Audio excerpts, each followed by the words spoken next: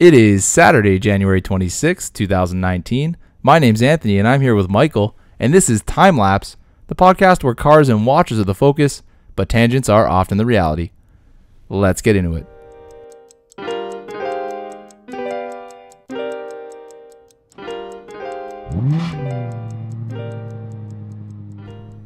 Hello there. Hello. Welcome back, everybody.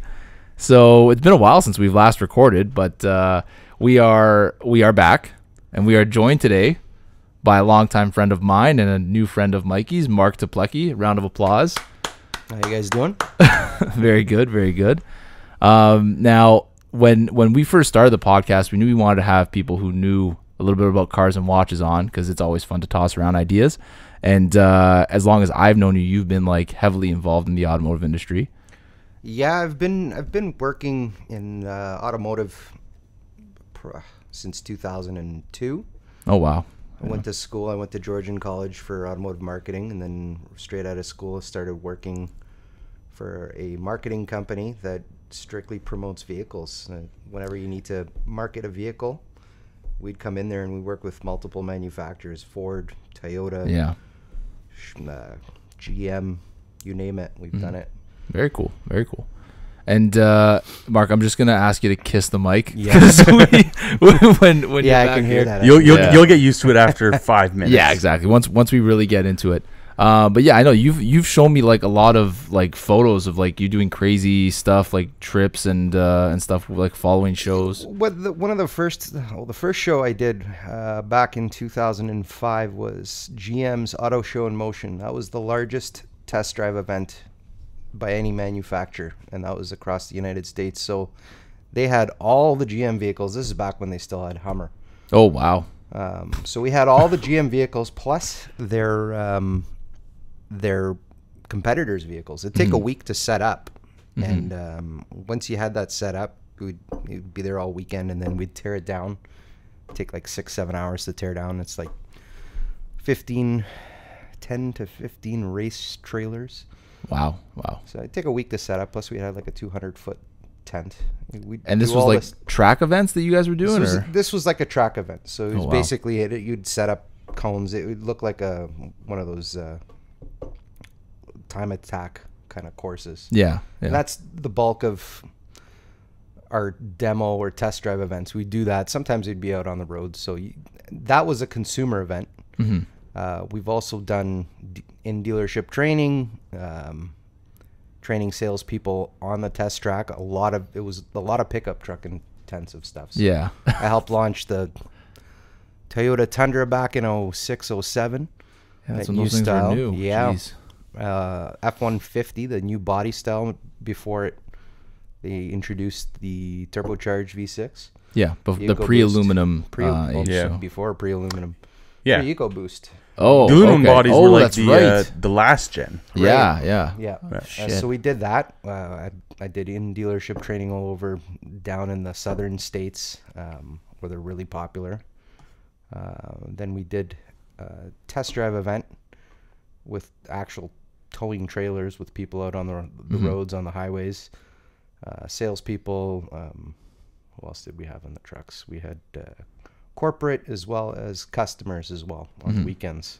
And that was, I think 2.5 months I did 25,000 kilometers of driving. Wow. That sounds like my amount of driving. Yeah. He's got to commute from pretty far. You got a Raptor, right? Yeah. When did I get it, Anth? September. Yeah, I've got relatively 25,000 kilometers. It's not in 2 months, but I put a lot of kilometers on that thing. What do you do for work? Construction. Yeah, it's like a lot of driving. Yeah, and my commute to work is about an hour every day. So that'll eat up your an hour of country driving, not city driving. So that's a lot of kilometers. Yeah, that's a lot. Maybe not the best for a Raptor. Yeah, probably not. You probably could have gotten away with like a smaller or an EcoBoost. Yeah, I didn't want to see what your fuel bills are for the month. Not that much worse than the regular EcoBoost. Because you had a regular F-150 before the Raptor. Yeah, which had the 3.5 liter V6. And it's minusculely different. They're really good actually on fuel compared to like when we did the Toyota Tundra program with the the 5.7 liter, even the smaller motor. Mm-hmm. Towing a 16-foot trailer, I was 170 to 200 miles to a tank. Wow. It was like there's a hole in the tank. Yeah, but they but weren't that great. See, that's where you see the EcoBoost, I think, tank a little, is when they're pulling. When they're pulling, they're decent. Like I towed a 28-foot enclosed trailer, not too much stuff in it, all the way from Halifax to Windsor to drop it off, and it was going to get taken across the border. I filled up the tank, and it was saying whatever the 700 kilometers to empty or whatever, 500 kilometers to empty. When I went from Windsor to Toronto, it was still showing me 500 kilometers to empty. It only burned a quarter of a tank. Wow. So it was efficient for a pickup truck. Yeah. A lot of people don't get that. Like, oh, I got a pickup truck. I get like 700-800 kilometers to a tank. And I'm like, yeah, but it's a 100-liter tank. yeah, exactly. You're expected to get that with the amount of fuel you're. I think the lugging Raptor, around. I think the most I've gotten was 1,010 kilometers. Yeah, and that's Wow. probably. And after 6 months of driving it, when I fill up, I get probably around 9. Yeah, and you definitely have, but you have a larger tank than most. Like you would have the I think it's like off-road size. 125 liters. Yeah, definitely. That's crazy. It's big. It's a big tank. So the majority of your experience then has been around like the pickup truck Pickup trucks market? mostly because Yeah. it's such a information intense thing, especially for the salespeople. 'Cause Yeah. you got to be able to tell your customer, what are you using it for? What are you towing with it? You know, every cab configuration could only tow a certain amount. Are you hauling with it and whatnot? And Yeah, it's not really like an aspect of just getting from A to B. It's a utility. It's like it. absolutely, People are using them. They have so specific uses. it's not like a car where you're going to go into a dealership looking for a Civic and, oh, what are you using it for? Well, I got 2-3 kids. Well, you don't need to know. Exactly. Yeah. It's pretty Towing with straightforward. that, and so it's very information intense. So the bulk of what we were doing was pickup trucks. Interesting. And your role was to educate salesmen. Salesmen, consumer events. GM. We did a lot of a mall tour. So we went to a lot of malls in the GTA and took people out for drives. That was fun. We also did that at the CNE. Car wise, right now, I haven't done too much work with them in the last couple of years. I've just been doing the auto show circuit across Canada with Acura. Oh, nice. Nice. They're actually, I noticed on the Zankin website, they're out in doing the release for the new Mazda 3. Yes, I saw that. And Yeah. that's the company I work with. They're actually doing that. Oh, cool. Yeah. Very cool. What are your thoughts on Acura recently? They've revamped the RDX is probably their bread and butter vehicle. They revamped it. I haven't driven it yet, so I couldn't really comment too much about it. I hate commenting on cars I haven't driven yet. Yeah, it's so easy to get caught up in what everyone else's opinion is, but until you get behind the wheel of something, that's when you really know. It's a great brand. People love it. It's either the people that came by at the auto show are the ones that, you know, have had them in the past. Exactly. And explain, oh yeah, I have a Honda or an Acura, and yeah, I've had 200,000 K on it. You know, I haven't had to do anything to it other than maybe belts and regular maintenance and whatnot. So that's what, and we brought this up on the podcast before because I actually spent a couple months working at Acura. They sent me there just to help out in the service department, and I found the majority of their customers, because Acura, I mean, I think you can agree, Mark, Acura's been in like a design slump for the last little while. They have, yeah, with that Gillette front end on the cars. Yeah, and they're getting better now. Yeah, they're bringing that excitement back. Even their ads are like talking about performance and like precision and everything. So they're trying to get back to their roots of being, you know, better than Honda. But, you know, as of recently, if you were buying into the Acura brand, it was more so for nostalgia than for excitement, like modern excitement. Right, you're getting the car for the known reliability. Exactly. So I mean, there is the performance aspect of it, and that's something that we were told to push quite a bit with the super handling all-wheel drive system and how it works and whatnot. I have some experience. My mother's got a 2010 Acura RL, and I'm thoroughly impressed with that vehicle. Oh yeah, 300 horsepower. It moves. That was the golden era of Acura, in my opinion. I know people refer to the 90s and stuff, but 2010s when you had the RL, the TL, SH with a manual transmission, like that, that's crazy, right? Yeah, you can't get it right now. You can't get a manual. And you're anything. gonna start seeing more. You can't get a manual in a Ferrari. No, you can't get. It's a lost it's the way art. of the dodo bird. Yeah, but unfortunately. Hey, what are you gonna do? what I do want to get into though, because it's been pretty exciting recently. We just had the Detroit Auto Show, and I think this is the last year we're going to see it in the January time slot. They're going to be moving it to the summer next year, which is it's strange because that was like the marquee show. But timing wise, I would say the LA Auto Show is the one where you're going to see the cars coming. They'd be released more so if there was something big down the pipeline for any manufacturer at the LA show. Isn't it kind of strange though that for North America, like they call it the North American International Auto Show for a reason. That's Motor City. It's LA though.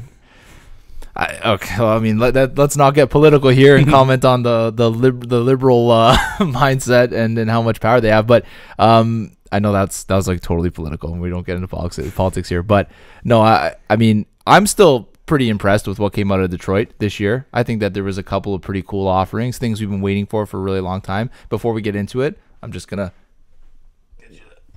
put that a little bit closer. A little bit closer, yeah. Just so it's people good. can hear your full I'm just gonna rest my nose enthusiasm on this filter. That's here. honestly, if that helps, that's what you got to do. But so I mean, the first and I think the most like important thing out of Detroit. Okay, well, you're looking at me weird because there were a couple of important things, but come on, the Supra. 2020 Supra. That's probably had the most hype out of any car at the show. You're bringing back a nameplate after like 2 decades, right? So this is a big deal. And initial thoughts, boys. What are your thoughts on the brand new Supra? What are we thinking? It looks good. It looks a lot like what they had for the pictures that they would have for the spy shots. What they call there's it, like no the surprise in the look. 10 or something.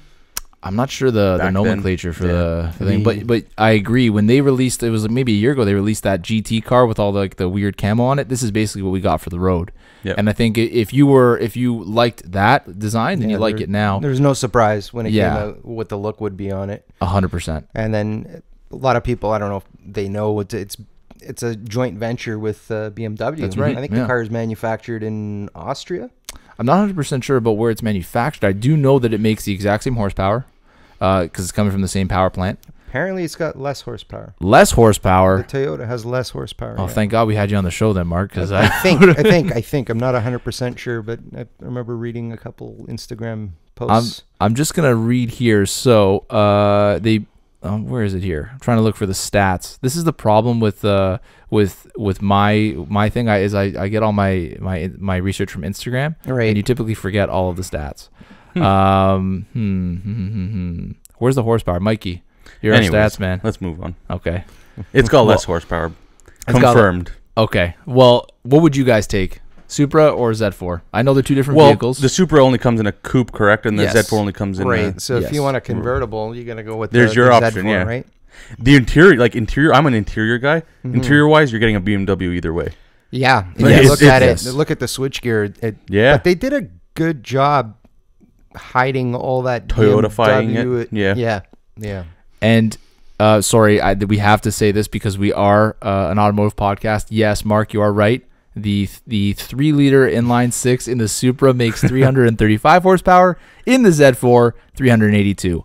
So let me ask you guys this: why the hell did they slight the Supra? The Supra is definitely going to be the more track focused of the two. Why give it less horsepower? Is that for balance sake? Like, why? Jay-Z swap.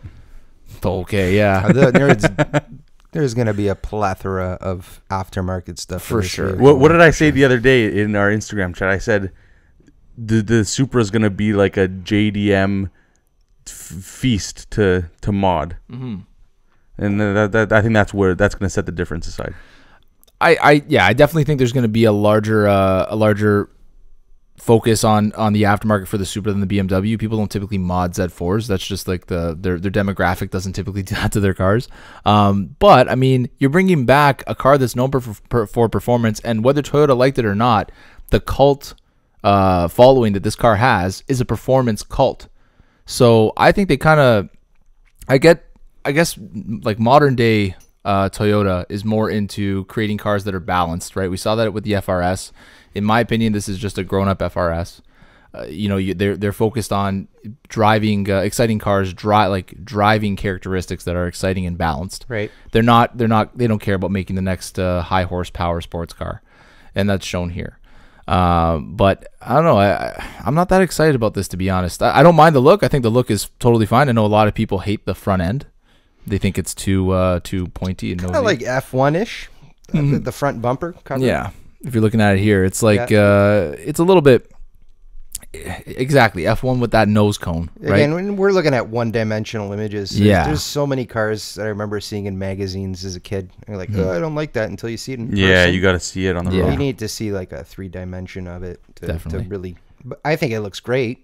I like the rear. Am I going to be getting a Supra down the line? No, probably not. If they offered it with a manual transmission, would that pique your interest a little bit more? Possibly, but I mean, and then there's talk that they might come out with a manual transmission down the line. That's kind of like when Porsche took away. That's right. The manual from their GT cars, and then people complained that it came back. But this is a selling feature after, right? So for performance-oriented people that want to have a little bit more, be more involved with the drive, then yeah, sure, it'd be great to have a manual. But these dual clutch transmissions are fantastic these days. Yeah. No one can argue that the dual clutches should not exist. I think it's more that you have to defend why manual is so much fun. And if you're going to create a balanced car, I think that the only way to fully enjoy the balance is to be shifting those gears yourself. Right. I at least that's the way I see it. I think balance is a good way of saying it, but I think most people out there just want the most power possible, and you can't achieve that with a manual. Where does that end, though? How will you ever be happy? Why do people buy Demons?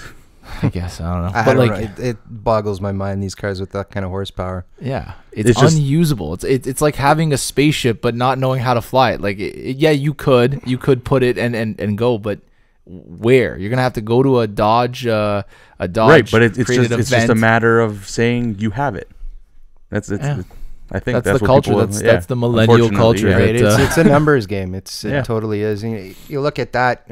Going back to pickup trucks now, I think we're going to talk about that on the show, but the 1,000 foot-pounds of torque. Yeah.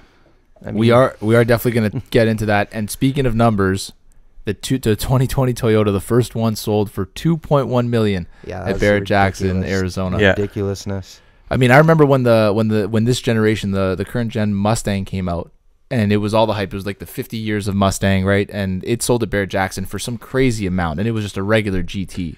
Now, what did they sell the Supra for? Was it for charity or something? Yes, it's definitely for charity. It's like going to watches for a second here. When they sold Paul Newman's Daytona, do you remember what that sold for? Like 17.9 or something? Yeah. 17 million for a watch that's and that was his daughter's ex-boyfriend that owned it. Yeah, was it? I thought gifted it to him, and then So the story was they were working outside on a deck or something, and he was helping him, and he asked him the time, and he said, "I don't have a watch." So he said, "Okay, here, take this one," and he gave him that Daytona. Apparently, all the proceeds it went to charity, to the as it should, to the Paul Newman. No Foundation. one should profit off of a gift like that, But this 2.1 million auction was the priciest Japanese car to ever run across that stage. That's crazy. Pretty crazy that it didn't go to some like vintage Toyota. What's the second most? I remember seeing those Toyota 2000. I forget the name. It was of that. So the Fast and Furious, like what do they call that? Like T-top or whatever. There was the Target top, Target top. For $200,000. It was a stunt car that they used. That much of a difference? How crazy is that? 200,000. Because realistically, I think we live in an era right now where Japanese cars aren't sought after the way that old German cars are or old American cars are. I think Frankie Muniz bought that. It doesn't say here from the Fast and Furious. I wouldn't doubt it. I'm pretty sure he did. I wouldn't doubt it. That's pretty funny. Yeah, but they auctioned off a 2020 GT500 as well. I think for charity. I think number one. And it was like it sold for like 1.1. Mm-hmm. I'm just looking here. They have a photo of it. It's a nice orange GT500. And because we have video today, we will be actually posting video so people watching this can see what the hell we're talking about for the first time in time-lapse history. Breaking history. Look at that. Oh, they even auctioned off a Jeep. Mark, I know you love those. I do. I used to own one. What generation? Wrangler, the TJ. Mm-hmm. You say to people, especially in the States, "Oh, I have a TJ." Then they're like, "Oh, what's that?" Because it was the Wrangler nameplate. Oh, that's right. There's a reason they could not have the Wrangler nameplate in Canada, because if memory serves me correctly, Chevrolet had a Jimmy Wrangler edition, like with the jeans company. So I was just gonna say, when I hear Wrangler, I think of like so they couldn't, jeans. so they couldn't use that nameplate in Canada for a long time until that JK came out. So. Huh. Interesting. That's pretty cool. Well, I mean, I remember you showing me pictures of your Jeep was pretty off-road capable. You had lifted it? It looked like it was extremely modified, but it wasn't. I didn't do anything to the drive line per se. I put 33-inch tires and a 4-inch lift. Oh, okay. So something fairly reasonable. So it looked really good. It off-roaded quite well. In fact, I liked it better when it was stock. Yeah? Yeah, because it would articulate more. The chassis would come over more, so it was more of an adrenaline rush when you'd off-road it. Because when I was in school, we'd 10 kilometers away, you'd go in any direction in Barrie, and you're at a trail. That's true. Yeah. So, and then when I came back to Toronto, I barely off-roaded it, and then you know how a solid axle suspension is on a vehicle. Yeah. That's why I laugh at these people that buy G-Class Mercedes, $200,000 trucks, and they're solid axle. They don't ride really well. If you live in Dubai and your commute takes you through the desert, and you have tons of money, then I could see that. But I mean, here you're like the amount of like inclement weather. The people who justify buying G-Classes, I live in Canada, weather's unpredictable. I mean, you can put winter tires on your Civic and you're fine. They buy it more for the look. Yeah, 100%. That's all clout factor. Right. Yeah. Right. In fact, so you're trying to tell me that the Kardashians don't off-road? I don't know. Maybe when they go back home, I don't know. Where are they from? What are they again? Armenia. I don't know. Okay, I don't know. Somewhere from around there. I think the G-Class should be reserved to heads of state and people who drive through really like rough things, or like what are those guys like mercenaries should drive G-Classes. Because it just seems like their lifestyle, you'd need a tough, dependable vehicle to evade situations in. And shag carpets on the inside. Yes, of course. Quilted seats. How could you not? Why don't we move on to the next biggest story of the Detroit Auto Show, right? Biggest. I know. I'm running out of words here. I didn't have enough coffee this morning. Shout out to my dad for the curling mug. Yeah, we're all Canadian here. Yeah, Tim Hortons curling cups. Canadian espresso. So Canadian espresso here. Thanks. So GT500, brand new, 10 years after the nameplate. Was it been 10 years since they've released a new one? Has it been that long? No. Well, really? Actually, no, because the last GT500 was based on the previous gen Mustang, which came out in like 2006. I think the first GT500 was like 07, 08.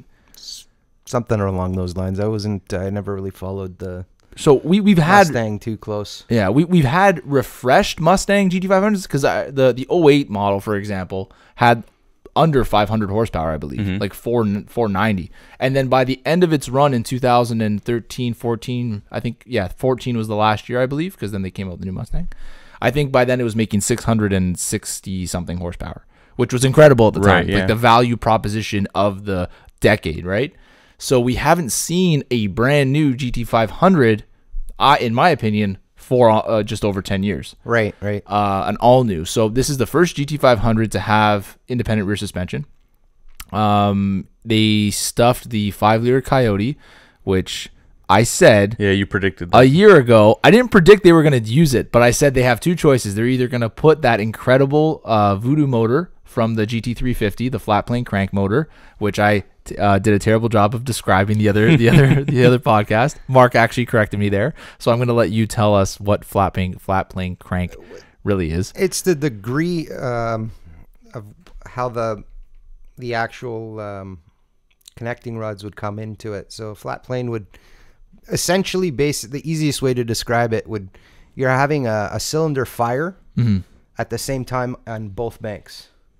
Okay. So it's a very evenly balanced engine. This allows the engine to rev higher. And smoother at a higher RPM. So, race cars typically use this. Yeah. Ferrari's been using it for a long time. They've been flat plane cranks since 70s, 80s, maybe even before that time. And for the commoner, for a layman, that's what makes a Ferrari sound the way it does. Yeah. The firing order. That and smaller. They got smaller displacement. Yeah, and yeah. I mean, they idle at 1,200, 1,500 RPM. Jeez, beautiful. Burn It's a beautiful through a lot sound. of gas. Yeah. I rented one a couple 10 years ago, so it was a fun experience. If you're into that kind of thing, you want to experience a car, rent one Yeah. for the day. But Definitely. going back to the Mustang, yeah, that engine does sound fairly exotic. It's killer. I think it's killer. Have they released the official horsepower? They said over 700 Yeah, horsepower. that's all they That's said. crazy. Yeah. But again, this is the old 5-liter Coyote. Nothing's wrong with the 5-liter Coyote, but you have the Hellcat motor coming out of FCA in the Demon and whatever. And then, you know, the LS motor has its own credentials. Yep. The Coyote motor, I think, falls short in a lot of ways. It's just it's a robust V8, but for me, it doesn't really do much. I think that the Voodoo motor was the future great motor That's from the Ford. 350 motor, right? Yeah. Yeah. And to not put it in the GT500 and just settle, throw in your Coyote and throw a blower on it. Yeah, you're gonna get high numbers and everything, but don't you want to have something else? Who are you gonna compete with Dodge there, who's making over 800 horsepower reliably in their Demon models and the Red Eyes? I won't really question how reliable those motors really are. People, from what I've seen, they're pretty well, like they're really well engineered. The Hellcat motors, Really? Daily driving, you can throw it into like we'll call it a limp mode. The black key or whatever. I think the red That's key's not the limp highest. mode. It's just their. But like dulled down horsepower mode, and I would and consider it's- one or They standard just key had and a that track on key. the Grand Tour, where Yeah? they actually raced them on a track, and they poked fun at how hard it was to get it into that fully crazy track mode Yes. with the tires on it and all that. So Yeah, the it was Demon. kind of the Demon. Oh, okay, yeah, that makes sense. Those are, I think the Demon is a little bit extreme, but again, that's them trying to say we're going to dominate one specific thing. Yeah. They may not have a platform that can compete on the track with things coming out of Ford and Chevy, but Dodge really can demolish, a straight line race. But I mean, other than that, big news for the GT500. Of course, yes, they're sticking with the 5-liter, but they're also axing the manual transmission. How do you guys feel about that? Is it something that is intrinsic to that car? I feel it is. I'm not surprised, and does it bother me? If you want that amount of power, you can't have a manual transmission. So they're going to continue with the 350 still? I think so. They're gonna have to. That's what I was going to say. Seeing And as the they didn't put 350 that, you can still get with a manual transmission. So. I think Yep. yes. I think there's a lot of people that are like me who would, in my opinion, I would spend less money on a GT350 because it sounds better and has a manual transmission. I would take the 350 Yeah. over the 500. I don't yeah. see the need. it's like going for a Hellcat over a Demon. I don't know if it is though, because No? the Less? Hellcat will give you a lot of the same that a Demon will. It'll give you a lot of the same, fun and excitement. It's going to go fast in a straight line and it's going to sound like an absolute animal. But with the GT500, you're not going to get to shift your own gears, and you're not going to get to hear that flat plane crank rev out to 8,000 RPM if you get the GT500. Instead, you're going to get a really great sounding Mustang that's incredibly powerful. Were they But- putting the 10-speed in it? I'm not sure. I'm not sure what the transmission. I think so. It's a dual clutch for sure. I think they did release that. Or what these dual clutch transmissions are going to cost to fix, Oh, I can't even imagine. especially when you're starting to put them in like high horsepower. Exactly, because cars. you got to imagine like this is still relatively new technology. Tremec dual clutch 7, capable of shifting gears in less than 10 milliseconds. So it's the first paddle shifted Mustang. That's what they're saying. That's crazy. I know it seems odd to me, but hey, this is the future, and who is It looks good when you're looking at the yeah. I when you're think looking at the sports cars per se. I wouldn't really call a Mustang and a Camaro a muscle car. They are now with the power. yeah, But yeah. I mean, the pony car wars, would you want to call it, Camaro versus Mustang? Mm-hmm. That's been going on for 50 plus years. Yeah. I still think the Mustang looks way better than Oh yeah, in the Camaro. looks department, When 100%. they brought back the Camaro, it looked good, and then they just kind of started to just add a couple lines here or there, and it doesn't look good. They kind of went, oh, we're going to make it look like Bumblebee from Transformers, Yeah. and then just leave it like that. And Yeah. It's really easy to say, hey, Chevy, you know what, you're doing such a good job engineering your motors and your drivetrains. Now you got magnetic ride in your cars. It's okay. We'll give you this. The looks aren't that great, and you designed unergonomic cars because granted, if you sit inside of a Camaro, if you oh my gosh, it feels like you're squashed. Yeah, I you're remember we had them for test drives for the when we did the GM test drives, and you'd sit in the coupe and you're like, oh, it feels like you're in a chopped vehicle. Exactly. I don't know why that is. Is because of the door height? I think so. Yeah. To make it it felt look like it was like right to my ear. Yeah, to make it look the way they did, they had to do that. They had to lower the roof line and up the door line to make it look so aggressive. It would have looked wonky without it. But Right. in doing that, they got rid of a lot of practicality. Now, I'll give you an example. Look at Porsche, who consistently makes a better looking car every generation and still ups the performance. They don't have to forego, right? Their engineering department and their design department can both succeed. So what the hell's happening at Chevy? Well, this is still like, it's a huge nameplate. Maybe not as big as 911, but Camaro is still huge. And going to even GM right now, another thing from the auto show was that was it the XT6? Oh, Cadillac. The Cadillac. There's very little tech in it. Very little anything in it. You wanna Going elaborate backwards. on that? I don't know much about it. Compared to what, the new Aviator, which is a Yes, beautiful the Lincoln. truck. Lincoln's been knocking it out of the park the They last have. few years. Yeah, I think I'd take a new. Again, the company I worked with, they launched the Navigator last year, the year before that, I think, and then they go, "This is an amazing vehicle compared to what the previous gen was." And They finally, we've spoken about it on Oh the my podcast. gosh! Finally, They have finally been able to make a vehicle better than the F-150, which has been so long overdue because Lincoln is an old nameplate. Like, it's something that should Or the stand for Expedition, quality. Yes. But up until like 2016, I don't think anyone in their right mind would choose to pay a premium for a Navigator over an Expedition, except Michael's father 4 times in a row.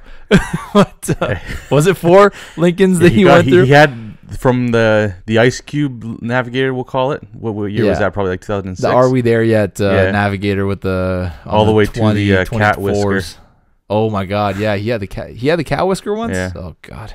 And That was then, an and then ugly he had generation. enough of it and went to the F-150. Yeah, but I mean, where were we going with this? How do we even get on to? Oh, How, 'cause the XT6. improvement. Yeah. yeah.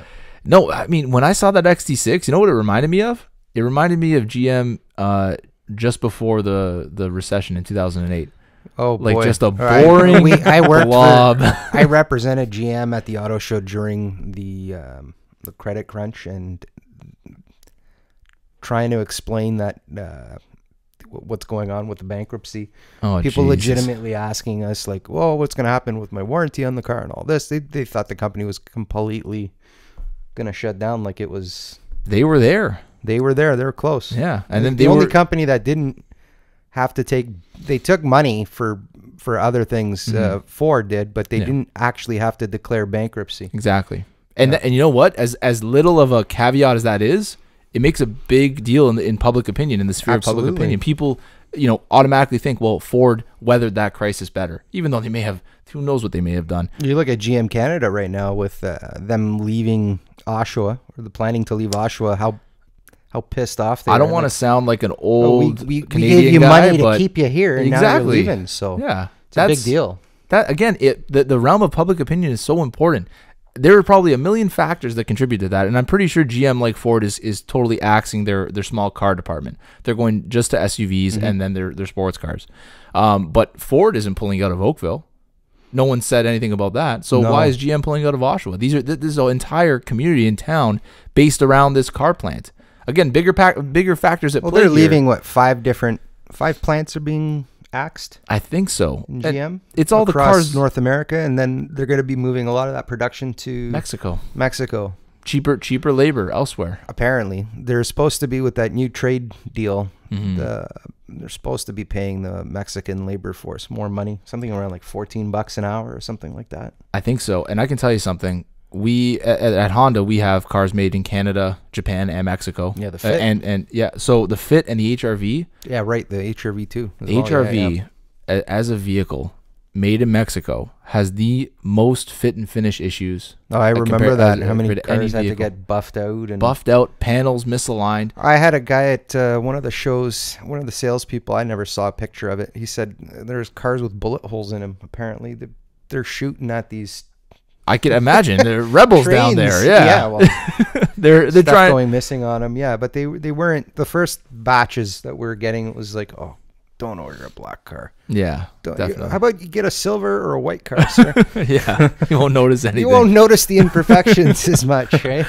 Oh my god, it's honestly a shame because GM has been in that town for so long. You know, they had made such an impact. To pull out, it's going to have huge negative effects, and we'll see how they weather the media shitstorm. Because I think they're still protesting. And wonder if I'm another sure, company's yeah. going to come in there and Tesla. there was talk about that. I doubt they do. I don't think so. Yeah, I don't think they'll make cars If here. they're going to make another plant, I think it would probably be China or somewhere. Yeah, I would assume. Offshore. Actually, one of the guys one of the apprentices used to work with us at Honda. He moved to Montreal. Now he works at a Tesla factory now, Tesla dealership.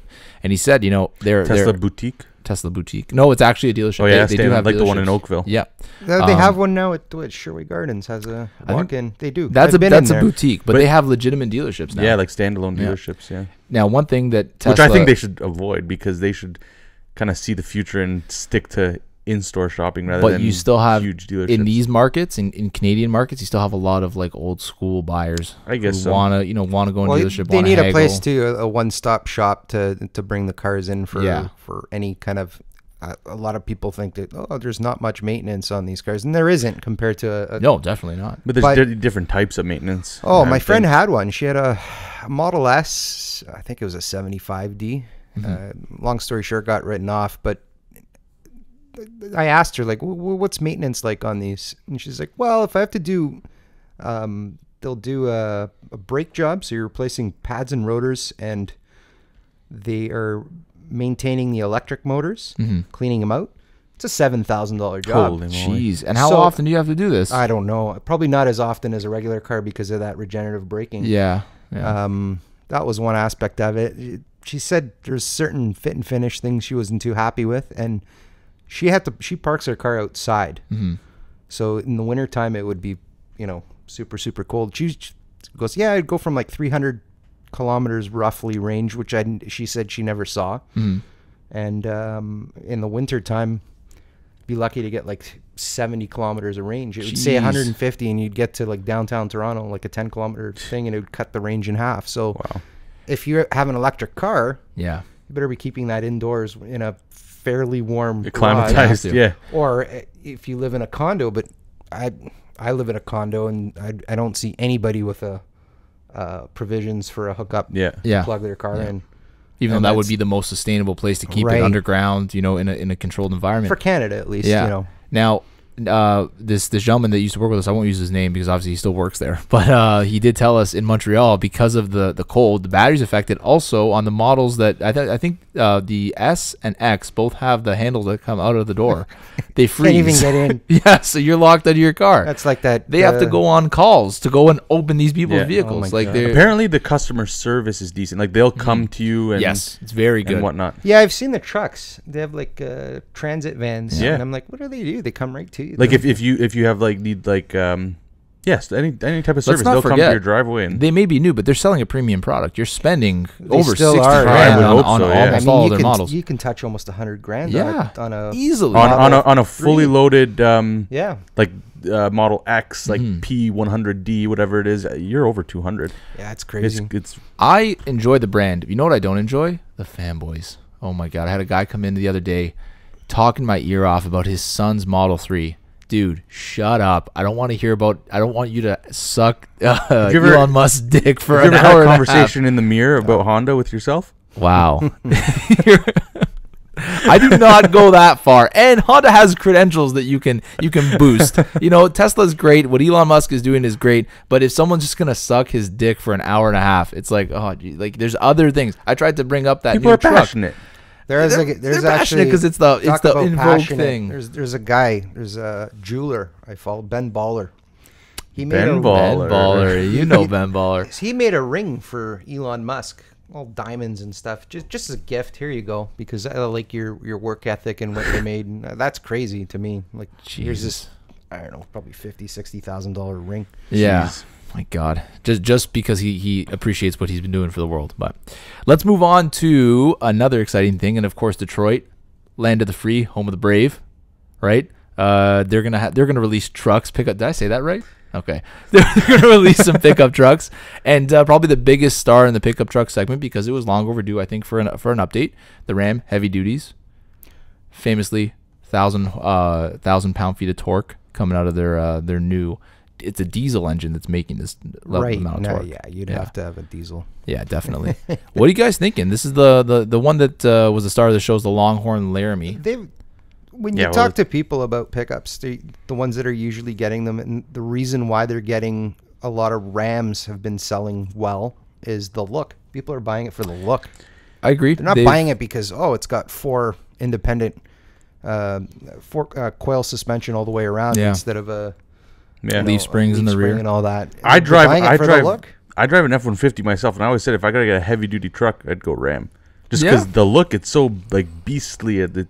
I don't know. To me, that's been that way since the 90s, though. They've always had like the trucker looking trucks. Yeah. I think more than Ford and GM. So if you're going for that aesthetic, I think that's the way to go. I mean, these trucks could tow what, 35,000 pounds? Something crazy. I mean, your G license isn't even. No. Yeah, it's crazy. And here we may not see a use for it, but I think like in states like Texas and stuff where people's livelihood depends on towing large things, right, and across long flat distances, these are the trucks that you need. If you see a lot of trucks when you go to Texas, most of these heavy duty trucks on the lots, they start jacking them up and putting big tires on them. Yeah, really. Yeah, they're like the ultimate testicle vehicle with like the big balls, truck nuts on the back. But you see almost every truck on the lot that's a heavy duty, at least at the Ford dealerships, were all jacked up. Big rims with the skinny tires, the low profile off-road tires. That's something you don't see here in Canada. No. Their gas is so much cheaper. Yeah, that's true. I mean, I'm sure people down there who don't even need a truck get this. But No. I gotta say, the interior quality of this new heavy-duty Ram. Now, this is still in a crazy high price bracket. Mikey, do you know roughly how much these go for? Like the heavy-duty, like the Let's Longhorns? use a Longhorn Laramie here. Yeah, 2,500 or whatever this spec is. I don't know about the Rams, but I'm sure they're priced similarly to the Fords. And like if you get into like an F-250 Platinum, you're over $100,000. Oh yeah, but I gotta say, like the level of you can see the leather texture in some of these photos. Yeah, very luxurious. Yeah, very grainy, like something that is substantial, not that's gonna turn into pleather after a couple of butt sweeps. So. I mean that I can give them credit for. The wood grain is nice. Again, you got to keep in mind these trucks that they're showing you in all these pictures are their top. You're spending huge money to get this. Of course, for sure.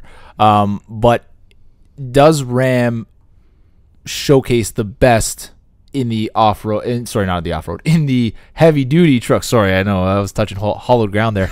In the heavy-duty truck segment, are they better?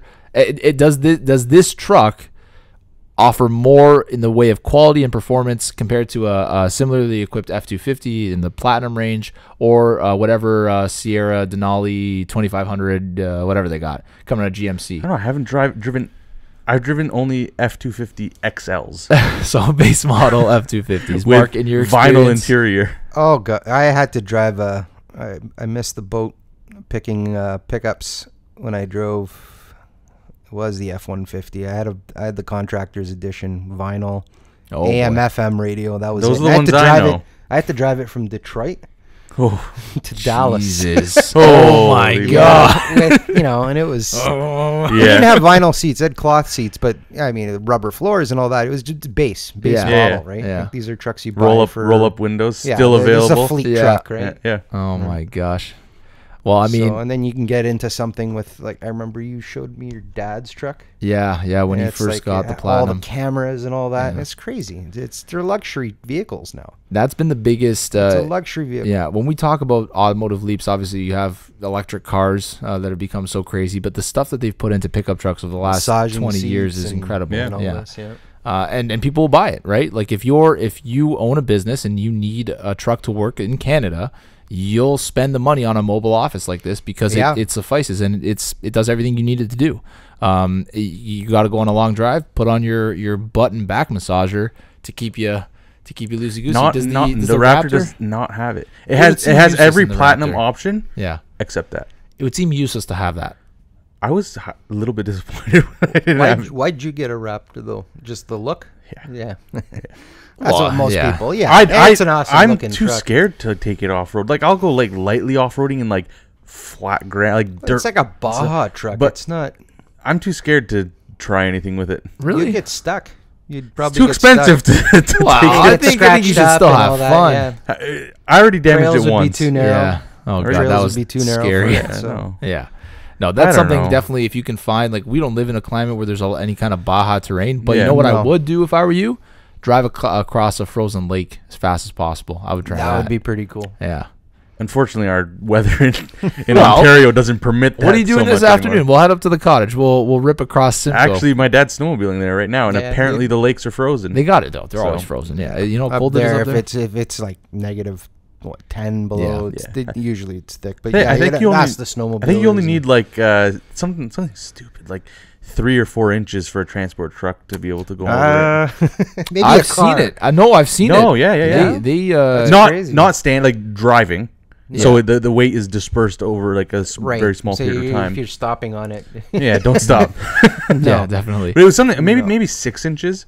But it was I was think surprised. it's 6 inches I was because surprised. yeah, you do not. You have to understand how strong that ice is. The ice is dispersed across the entire lake and it's floating on the water. Yeah. It's not it's not moving Yeah, out but of the you way get- of anything. You get a lot of pressure cracks too, which is Yeah, you got to be worried about. I'll just say I won't be doing it. Yeah, you won't. It You won't would be touching cool. that. I've never seen a video of that on YouTube. To watch you drifting in a massive circle across. Well, that's a I'd rather time-lapse, find a field. special. We'll take it to the lake. It's before the winter's over, and I'll bring the Accord and I'll just rip the Because e-brake you have in nothing to circles. lose. Yeah, exactly. Oh no, my car sank. Looks like I got to get a new one. I love my Accord. I hope that never happens. Some other, large vehicle news from Detroit. I'm gonna throw 3 nameplates at you and see what you guys think.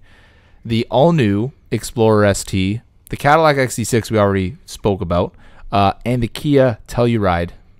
Let's I like rank the these. name. I like the name. I've never been fond of Kia. Same here. Same here. But they're in the styling department. They're getting there, and they're what the Stinger? 3rd largest. I think they're huge. They're Getting they're big. one of the biggest car companies out Mm. there. If not, I mean, you got to remember that Kia and Hyundai are Yeah, sister companies. but exactly. This truck looks good. Yeah, I mean it's very Range Rover-esque. I think they like. what does if it you look have at the for front, a powertrain? powertrain? It's going to be a V6. I'm not sure if Yeah. it's twin turbo or not.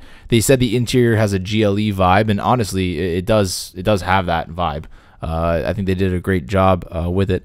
So it is it's a 3.8 liter V6 shared with the Palisade. I have no idea what vehicle that is. Probably not something we see here in North America. 291 Hyundai horsepower. Palisade, Maybe. 291 horsepower, 262 pound-feet of torque, so it's definitely naturally aspirated because these are naturally aspirated V6 numbers. Through an 8-speed automatic, all-wheel drive optional, torque split 65-35, and a self-leveling rear air suspension is also optional. If you're buying this truck, do not get that. I guarantee it will not work. Well, it's the problem is our climate and everything gets Yeah. cold, and The first year of any air suspension never works. I used to see that in so many different.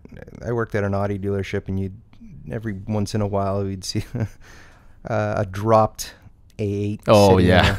Bagged. It's like, yeah, maybe we should move that so you don't customers don't see our flagship vehicle just sitting on the ground.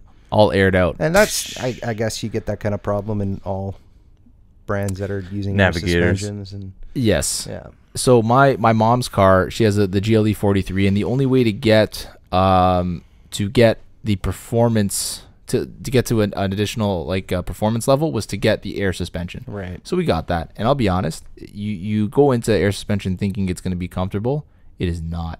If you hit a big pothole in even comfort mode, the vehicle does this.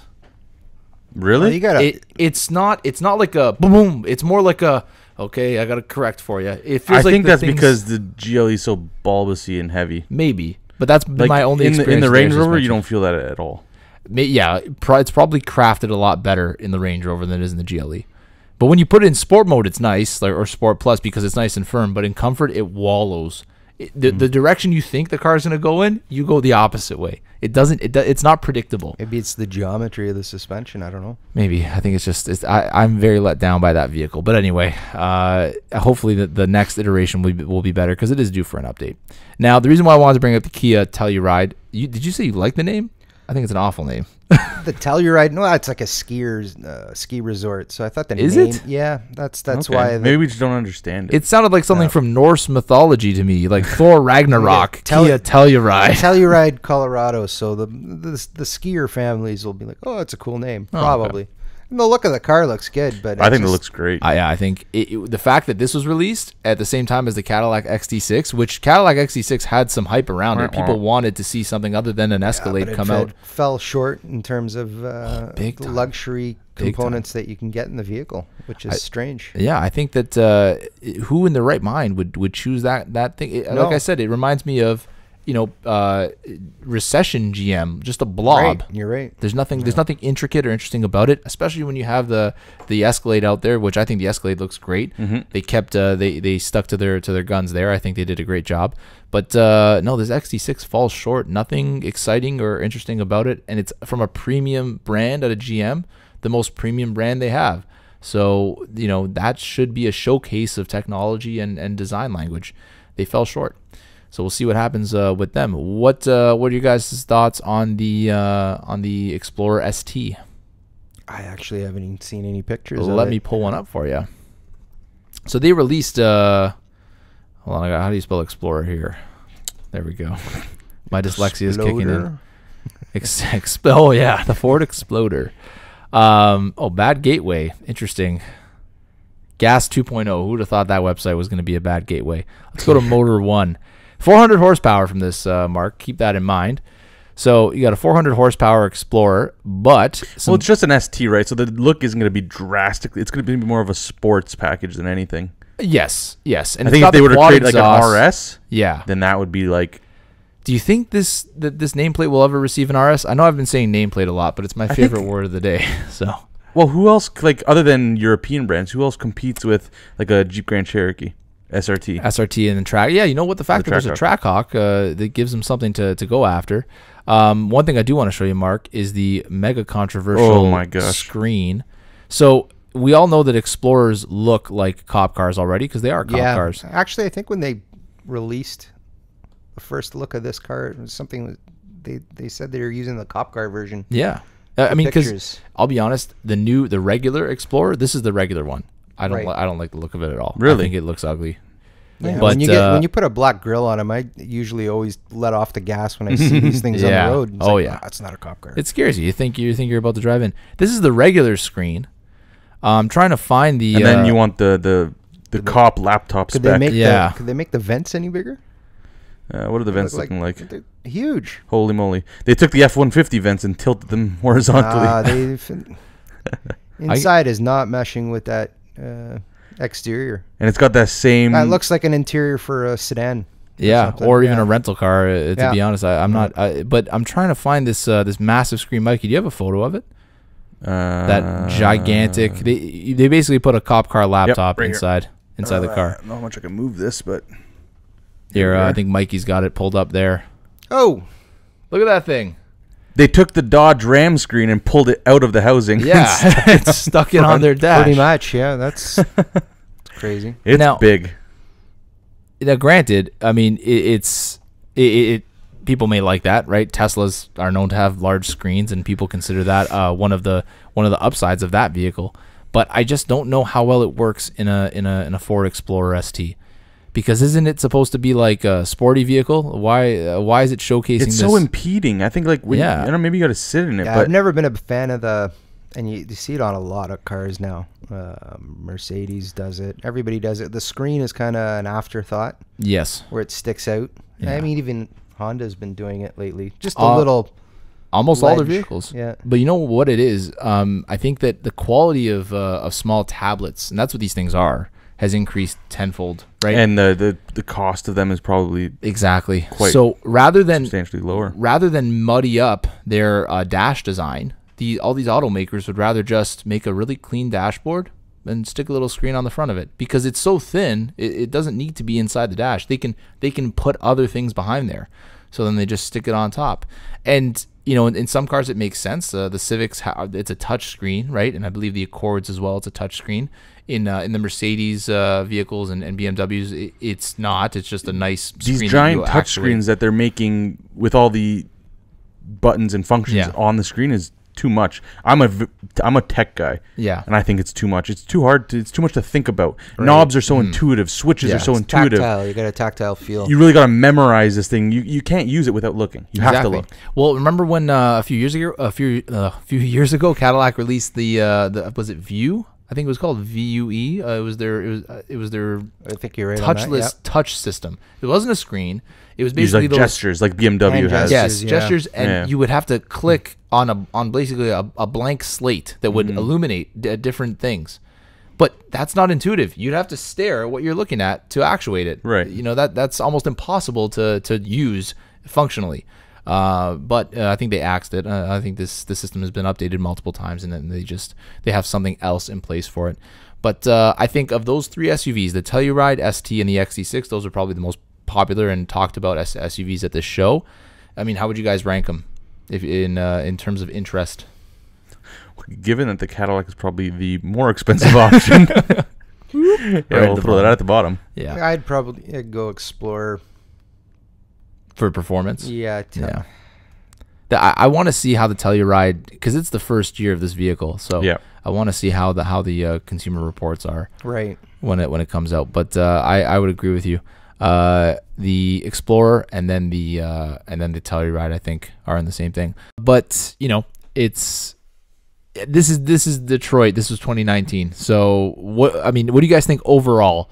What do you think about this show this year? Did they bring it? Because it's supposed to be the biggest one in North America. Not at all. This is supposed to be a marquee show. This and Geneva are the two biggest, or supposed to be the two biggest shows on the circuit, right? In the world. Yeah. And jeez.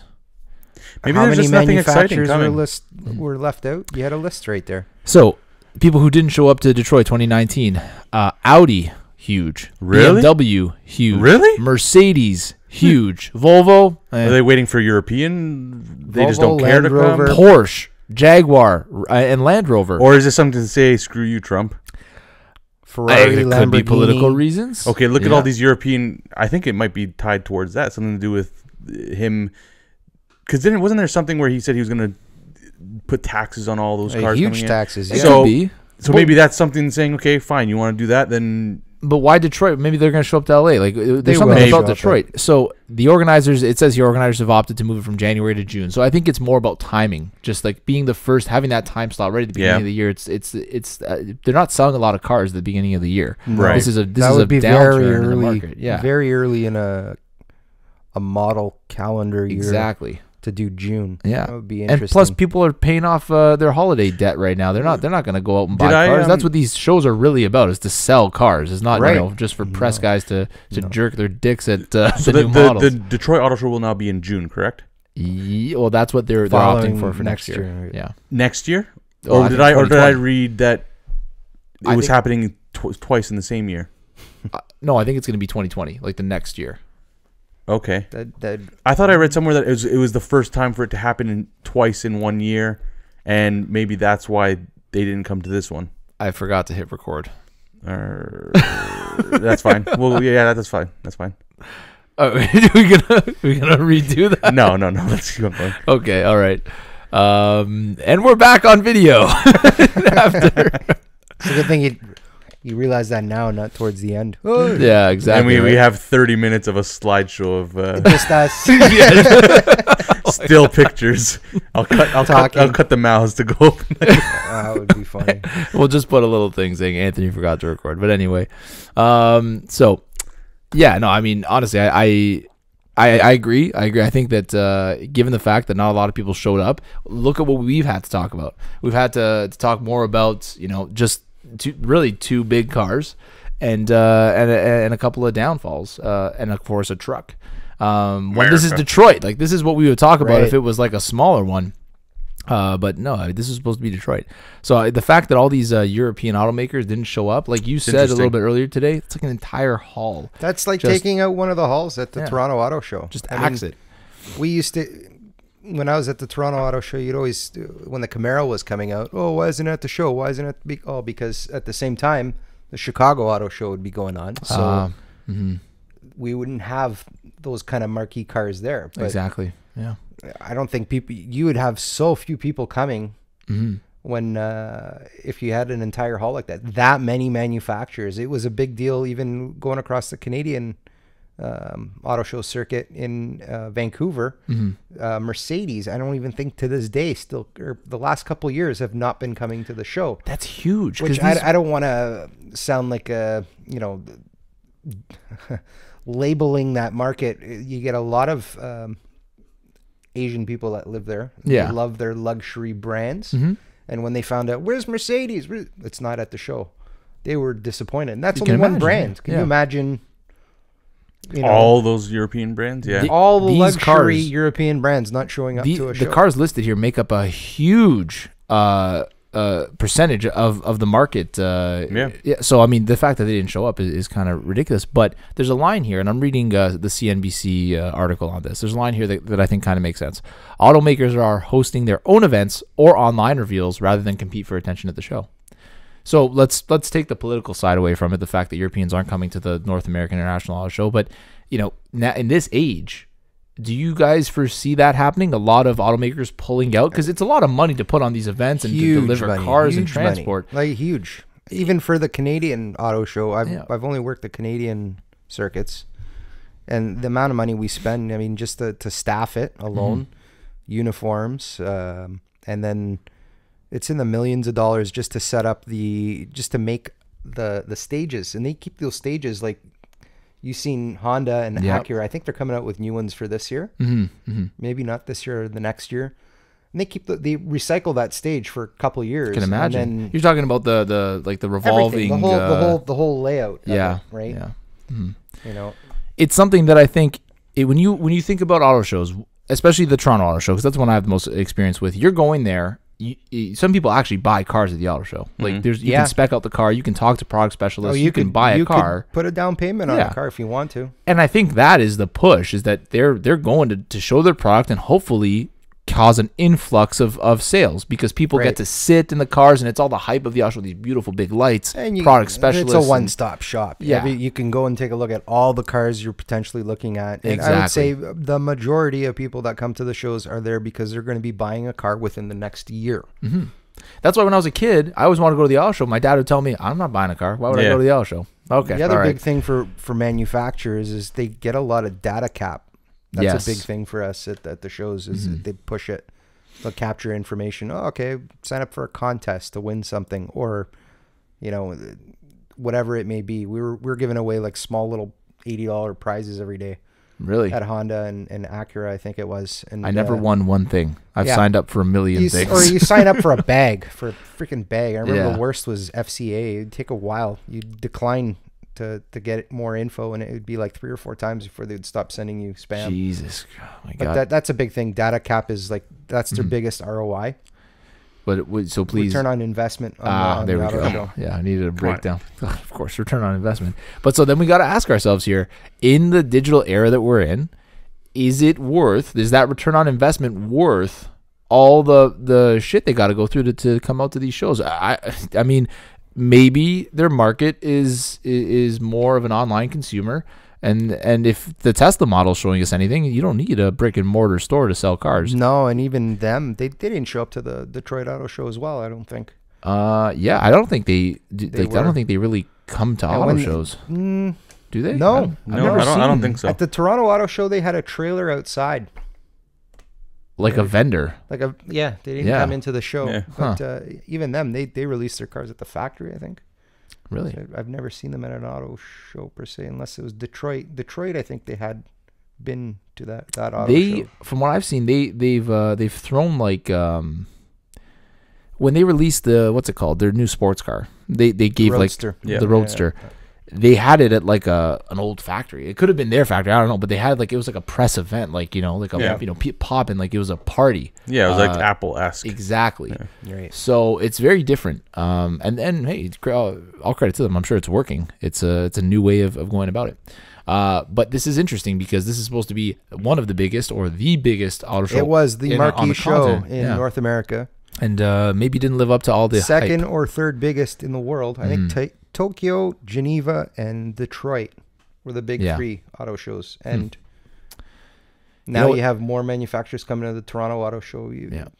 Speaking about shows in decline, there was another big show happening at the same time in the other industry that we like to talk about. And because I'm so good at transitions. In Geneva. Oh, yeah, it is in Geneva. That's right. Yes. SIHH. Talking about watches here. Right. And the reason why I'm suggesting that is because, I mean, since we've been also getting into welcome watches, to Anthony's drastic transitions. Thank you, Mikey. I practice them every day. I like to use them. Since we've been talking about watches, there's been a lot of talk in the watch industry that these shows that they're losing followers.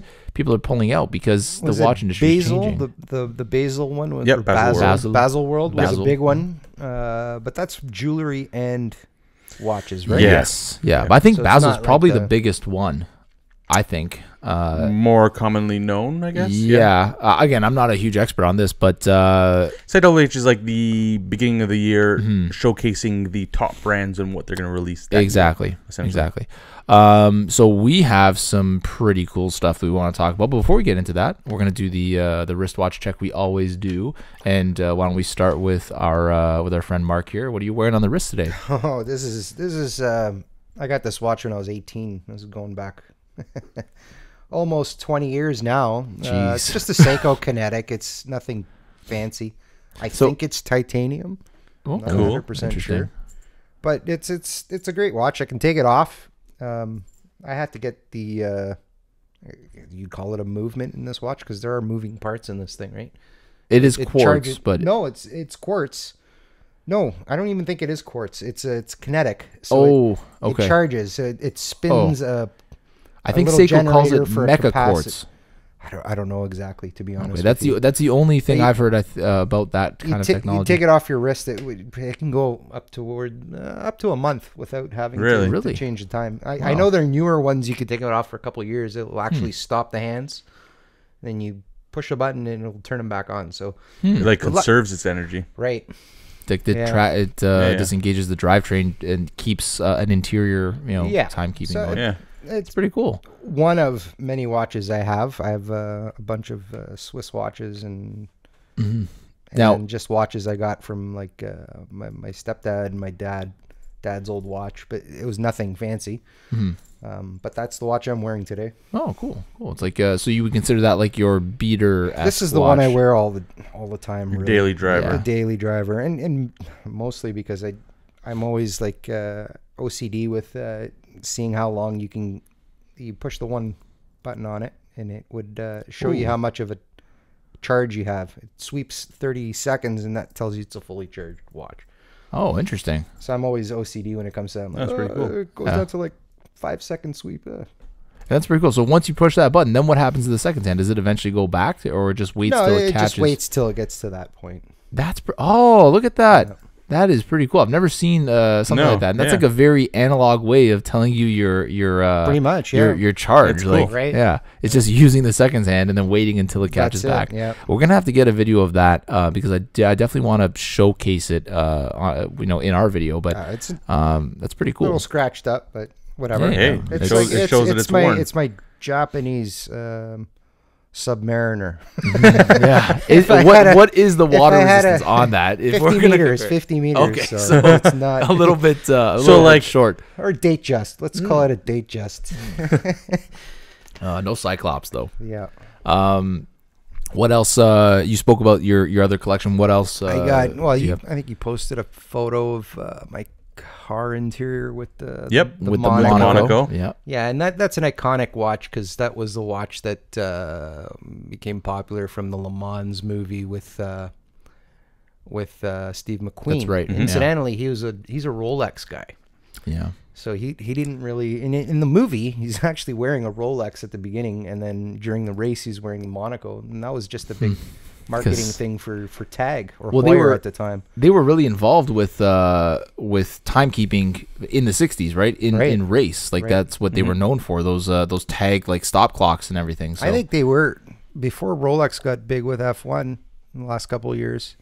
I think it was Tag that was doing the timekeeping. That's growing up. That's what I knew Tag from. Right. Was timekeeping at races. Tag Formula One. Yeah. Famous chronograph. Yep. Very true. So your Monaco, is that the same color scheme as the one in the movie? Same color scheme. Okay. The original, the crown is on the other side, so it would split up the crown. There'd be the two pushers for the chronograph. Yeah. Right? I got that right? Yeah. Yeah. And then the crown would actually be on the left-hand side. Okay, is that so? It wouldn't if you bring up a picture of Google Monaco right now, it'd probably get an ad for one of the jewelers. Yeah, definitely. And you'll see the look of it is different. So they got a whole bunch, but yeah, you see how it's got the two pushers on the right, and then it's got that on the left. The crown on the left, and then the indicators are a little bit different. They spaced it out. I think the dial is probably a little bit, or the actual sweep of the dial is a bit bigger. So the modern one retains that left-hand crown, or it's back. Oh, okay, it's more like this then. Yeah, that's the modern one, but they're going back to that original style. It makes sense. Here's the Mikey, what was that Monaco we saw that you always talk about? One, the Bamford? Yeah, yes, the Bamford. That guy blings out watches. Pretty cool. The carbon case. Yeah. You know, that watch costs more than an actual. Like, what's original on that still? It's probably just the movement. Just the movement, yeah. The materials are all very expensive. I mean, it's cool if you want to. I think they're like 12,000 Swiss francs. How do you guys dig the Golf Edition Monaco? Like, that's taking it right back to the Le Mans movie. It's kind of cool. I still like the original. I wish I was wearing it today, but I didn't have time to grab it. Yeah, you can definitely send me photos. Yeah, I have better ones. I sent you. Yeah. Well, it was my iPhone. But I when I was in Aruba before, great watch. Yeah, no, they're really interesting. Like, there's nothing else that really looks like it on the market with this much, not fame, but this much heritage behind it, right? There is, yeah. So I think it's a pretty cool watch. When I was in Aruba, they had the Golf one on sale, and I think they were just trying to get rid of them because it was the end of the year type of thing. Or it was May, so it wasn't the end of the year. You also got to look at when you're getting them offshore. Sometimes they don't have the same taxes on them. Yes, yeah, and tariffs. Yes, my watch is actually from my mom picked it up when she was in the Saint Martin. Oh wow! So she called me up and goes, "Okay, this is the price for the watch." I said, "Call me back in 24 hours. I'll go to the stores here, see if I can get it for a better price." I couldn't get it. Long story short, back then it was like Canadian with the exchange around $3,300 here. Yeah. And I think with the exchange they're $2,700, almost $2,800. So it saves like $500. Discount. Yeah, $500. But now these watches are, I think, $5,500. Yeah, but all inflated. All the watches have gone up in price. But they've also gone. Mine actually has a plexicrystal face that scratch pretty easily, just like the Hesselite. Really? It's like the Hesselite on the Speedmaster. Huh. And the new ones come with a sapphire crystal, and you can also get the back of it is you can get skeleton back. But also the movement's been updated too. So interesting. I always find it strange, but a lot of these Swiss makers, to put it when they release a heritage piece like the Monaco or the Speedmaster, they stick with the plexiglass because there's nothing wrong with it. Yeah, it may scratch a little bit easier. You can buff it out, right? Yeah, and it gives a weird dimension to the dial, something you don't see. Like on my Cadola, it's with that it has a plexiglass, not crystal, but glass, and when you articulate the watch, you can see it distorting the thing, and it gives it that older aesthetic. I actually kind of like it. Anything else of note in your collection you want to talk about? Or I got that watch I just picked up about a year and a half ago, a repurposed Omega pocket watch that is actually, I think you sent me a photo of that. Yeah. I found it at if you're ever in Stratford, Ontario, there's a an antique. It's a grandfather clock store, but he also has antique watches. You can go in there. You might find like a 60s Omega old dress watch more. Really? Not like the diver like watches or anything like that. A Constellation. Yeah, he's got everything in there. Like wow. cheaper watches to these, anywhere between $300 to $1,000. I think this one I picked up was $1,200. They had 2 of them. And I didn't pick them up the first time I was in there. And then we went back in the spring, and they had the one still with the Roman numerals on it, white dial, and I picked it up. It's not that reliable. It doesn't keep time as well as the tag does. Well, it's 1920s pocket watch, and it's stupid loud. Oh yeah. In the car, you has put the experience radio with that. down. Yeah, I've got a Doxa dashboard clock from the 1930s. That's kind of cool. It's super loud. It sounds Thing, like I think I leave like the turn signal on in the car. Like, Yeah. tick tick tick tick. It's loud. If I wind it and it's in my room, I gotta like muffle it. I gotta put it under a pillow or something. you got to imagine how the hell did people sleep in the 1930s if they had these pocket watches on them? Just constant. Yeah. Yeah, they're loud. You just Whenever put I 'em hear 'em, away. I You feel put like 'em- You keep them in your pocket. Yeah. Did you guys ever watch the movie Dunkirk? Yes. So Yeah. the whole movie is to the soundtrack of like a watch ticking, because Right. that's Yeah. how Christopher Nolan, I guess, kept the enthusiasm or like the adrenaline That up. was a good movie. Yeah, but now when I hear that thing, I feel like I'm in a dogfight, and I'm like, oh god, like times of the essence type of thing. But that's pretty cool. And I have the other watch that I have that's Swiss is a Tissot, a C-Star. Okay. 1000. Now that was the original one, not the reiteration that they No, released, it's right? the original one. Yeah. Which again, it hasn't gone up in value or anything like that, but I can probably sell it for what I paid for it. Yeah. It's like $550, but that was the first one I had.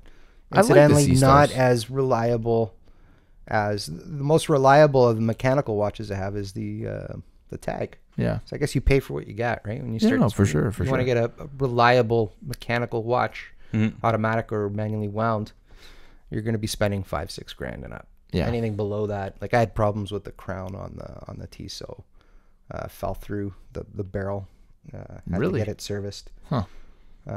But it's a cool looking watch. Mm-hmm. I'll wear it to the beach or when I go on vacation because It's utilitarian, yeah. right, It's it's a got a diver's purpose. watch, so yeah. you don't care about getting it wet.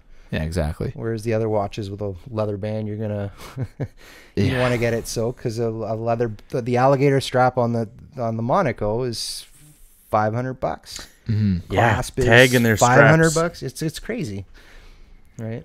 Mm-hmm. Wow, no, it's the money you can spend on leather straps now. Like I don't even think you can perceive the glad difference. Forget there's about like a leather. second- The tag on my Carrera, the rubber strap, Oh, without yeah. a clasp was $350, and it's rubber. Nuts. And the Just clasp, a I think, quick- Shout out to Ming Watches. 3 distressed leather straps for like 270 Canadian. I'm not complaining. That's How- 3 wait, individual straps. So this is a Swiss company or No, this is I guess you can call they're from Singapore. Okay. But the designers are all like they're all like a from the watch Japanese industry. movement, I guess. It's actually a Swiss Sellita movement. So do you okay. know Sellita? I've heard of it. Imagine ETA. Okay. It's an ETA movement, but out of trademark, I think is how they Yeah, do I it. think so, yeah. It's manually wound.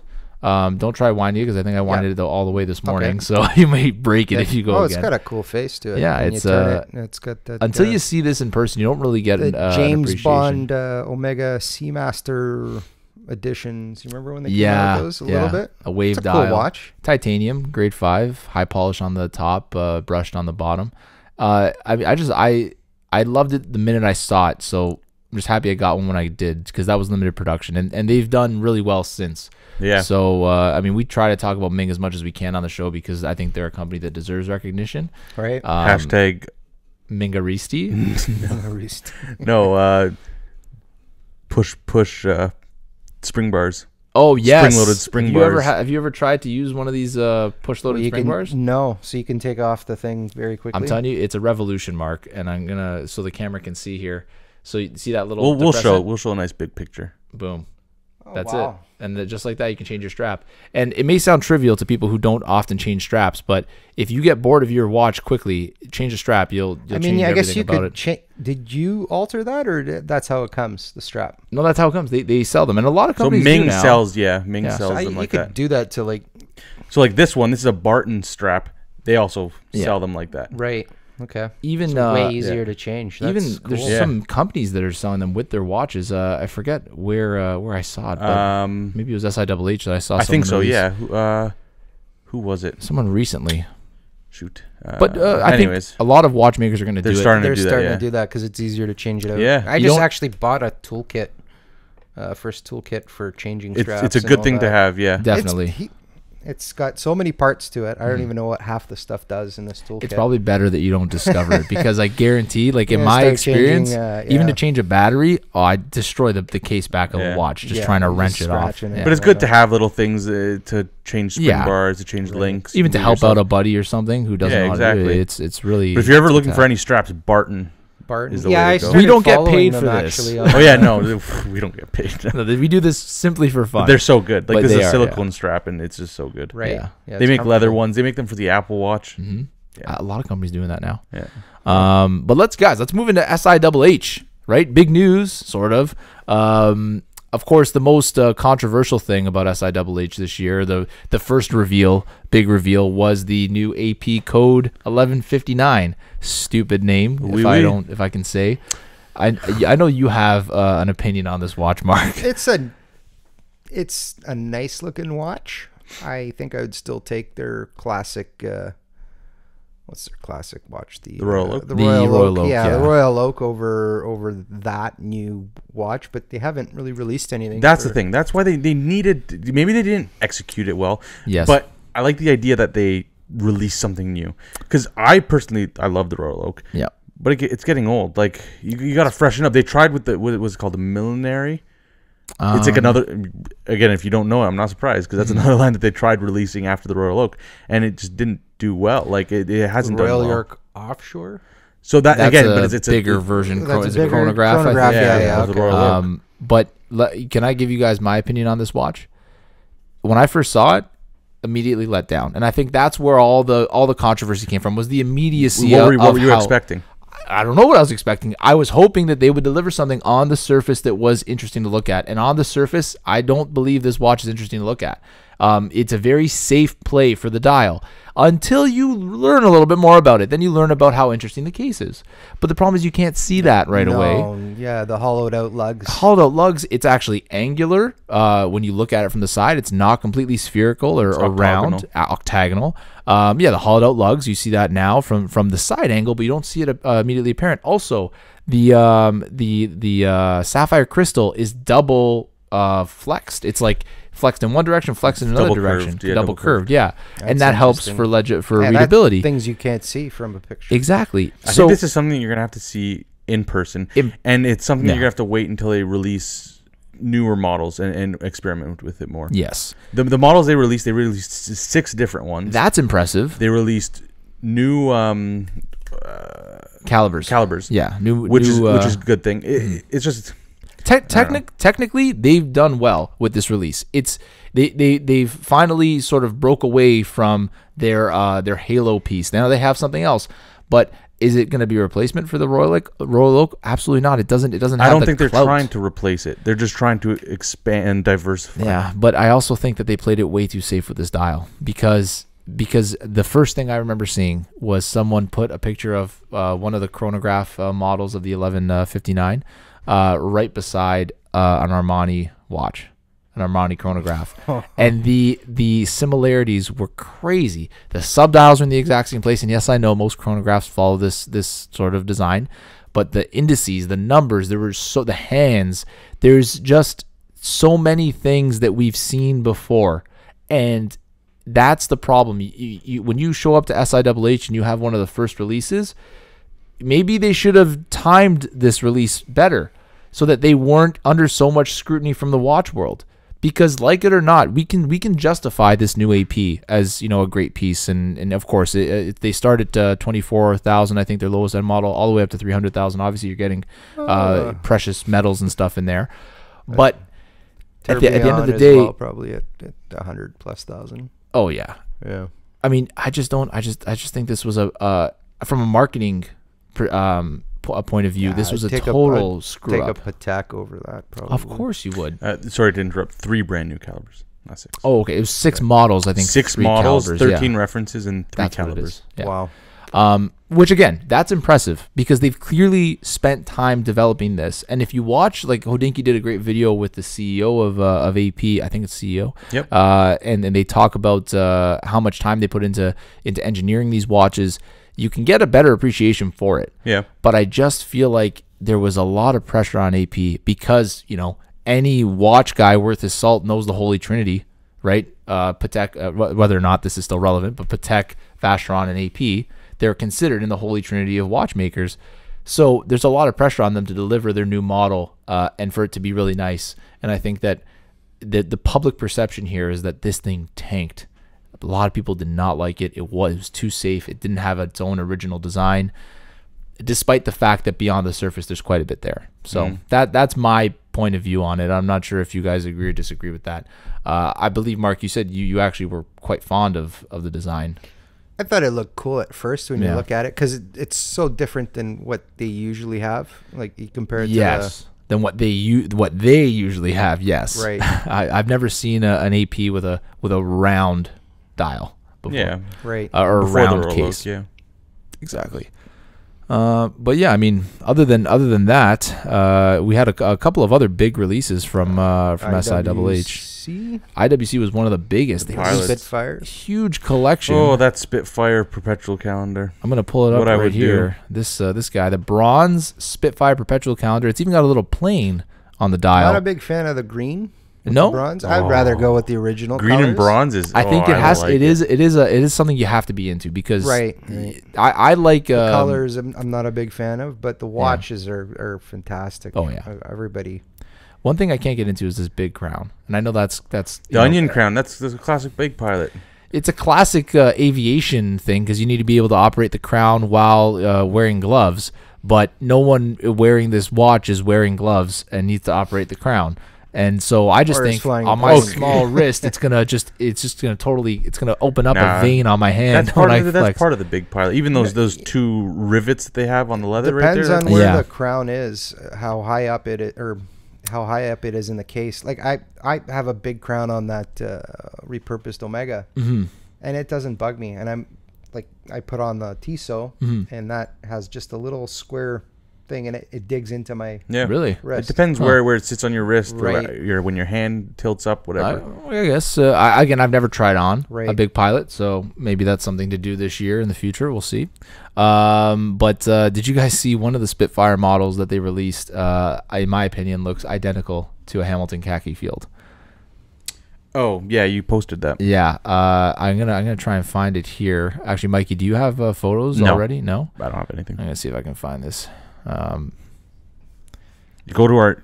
Did you post? You posted this story. Yeah, IWC Spitfire, which I think is an awesome name, and they actually had a pretty cool like not exhibition or what would you Oh, call they it? brought out all their ambassadors. Yeah. and they spent a ton of money They doing it. they had a pretty cool. They had the original plane. I think the first one that flew Something like longest flight or something at the actual thing. So I thought that was pretty cool. It's gonna take me forever to find this. Oh no, it's not. Boom, this guy right here. To me, that's Hamilton khaki field. In a nutshell. Yeah, it does look like a Hamilton. Except that this is going to be substantially more expensive and probably a better watch. But I just thought that was kind of strange that they released that. Then they have little variations of it. Right, there's one here with the Spitfire Time Zoner. I think that's pretty cool. I think that would have been the watch to release, considering there's a lot more going on. You have what do you call these when they have all the time zones? World timer. A world timer. Excuse Yeah. me. Oh my gosh. I think IWC's poisoned me for talking bad about their new models. But yeah, I mean, IWC definitely came out this year at SIHH. Well, they preemptively released them before SIHH. Like it was like right at the beginning of like press and stuff. Yeah. So they kind of just to create a whole bunch of hype, and I think Yeah. they needed it because they were a little bit long in the tooth with a lot of their models. Again, the person who buys an IWC, I feel that they're not into Rolex. I wouldn't say that. Into I wouldn't say Omega. that because last year they for the 150 years they released the Jubilee.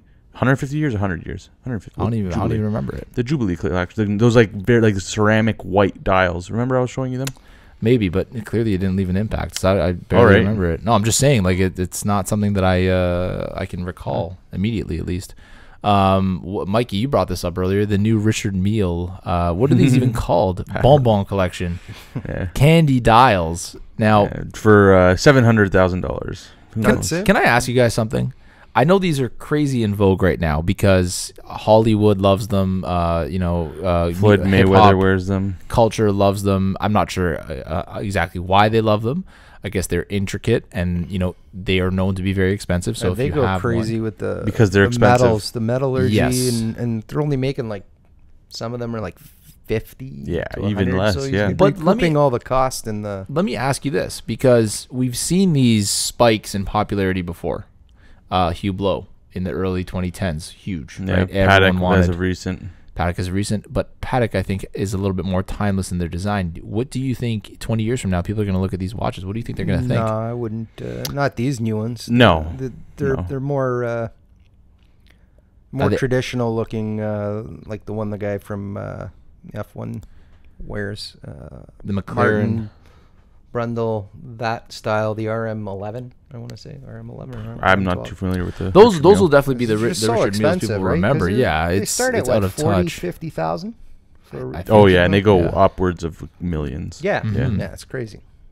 See, and it's said perfectly here. Richard Mille is known for its high testosterone timepieces. They're like, race inspired, tourbillon, show everything. This is the type of watch you thing. get your wife. Exactly. For me, I'm so disconnected from it because I don't see, anything really. It's hard to. You can appreciate like the time and efforts and technology and stuff put into them, but Fashion forward. you can't relate to them, so it makes it that much harder to. I don't know I don't anybody with a Richard Mille. Oh no, No. neither do I. I don't know any Anybody. oligarchs No. or anyone who's famous. Exactly. Another watch I really really like, the brand new Santos. What's different Cool. about it? Yeah. I'm not sure exactly what's Case? different about it. I think, they did update the case. They did release a chronograph version. Sorry, this is the Santos Dumont that we're looking at right now. Right. But they released a new chronograph version with a mono pusher, which I think is really cool. Like that, to me, it speaks of like, vintage 1920s. Like it's just something like what do they call them? They say the dirty 30s. What were the 20s? Booming 20s? There's something about that Cartier Roaring? I think roaring. Roaring 20s. Sorry. Yeah. What did I say? Booming 20s. So there's something about that watch that reminds me of that. It's like something that That's someone will interesting. wear We're- road racing in the we're- 20s. We're a year away from the 20s again. It's pretty What are they crazy to gonna think about call that. it? Yeah, when we look back, we're gonna call these the digital 20s, 20s. the teens I don't even know. that we just came out of. Right. The dumb 20s. Yeah, but yeah. I mean, a lot of really complicated watches that we saw.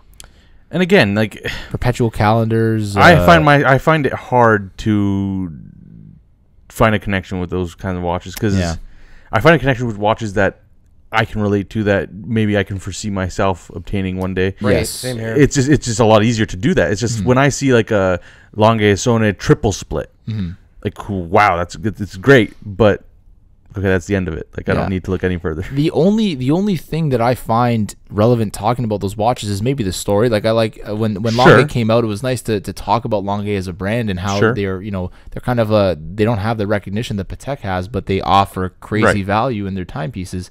But beyond that, but I'll likely never own one. When after that conversation we had about that, when did we ever talk about it again? Never. How often do we talk about Ming? Exactly, because there's something that's aspirational about something that you can maybe one day afford and one day come to own, and you spend time and you invest time researching it. So while this Longue Datagraph Perpetual Tourbillon is beautiful to look at, it's so intricate, and I'd love to handle one. I don't know if I'll ever be in a position to put that on my wrist, or would I want to be in a position to put that on my wrist? Because if you have that much money to spend, I also don't think it's that great of a watch, to tell time. It's incredible what they were able to do, but there's a disconnect. Right. It's too easy to appreciate something like that. Exactly. That's the way I look at it. Vacheron Constantin Traditionnel Twin Beat Perpetual Calendar, obviously coming after the Jaeger that was released. What was it? I think it was a minute repeater. No, maybe not. The one that Eric sent through? Yes. If you can find that, because that there's a lot. It of was just like overly complicated.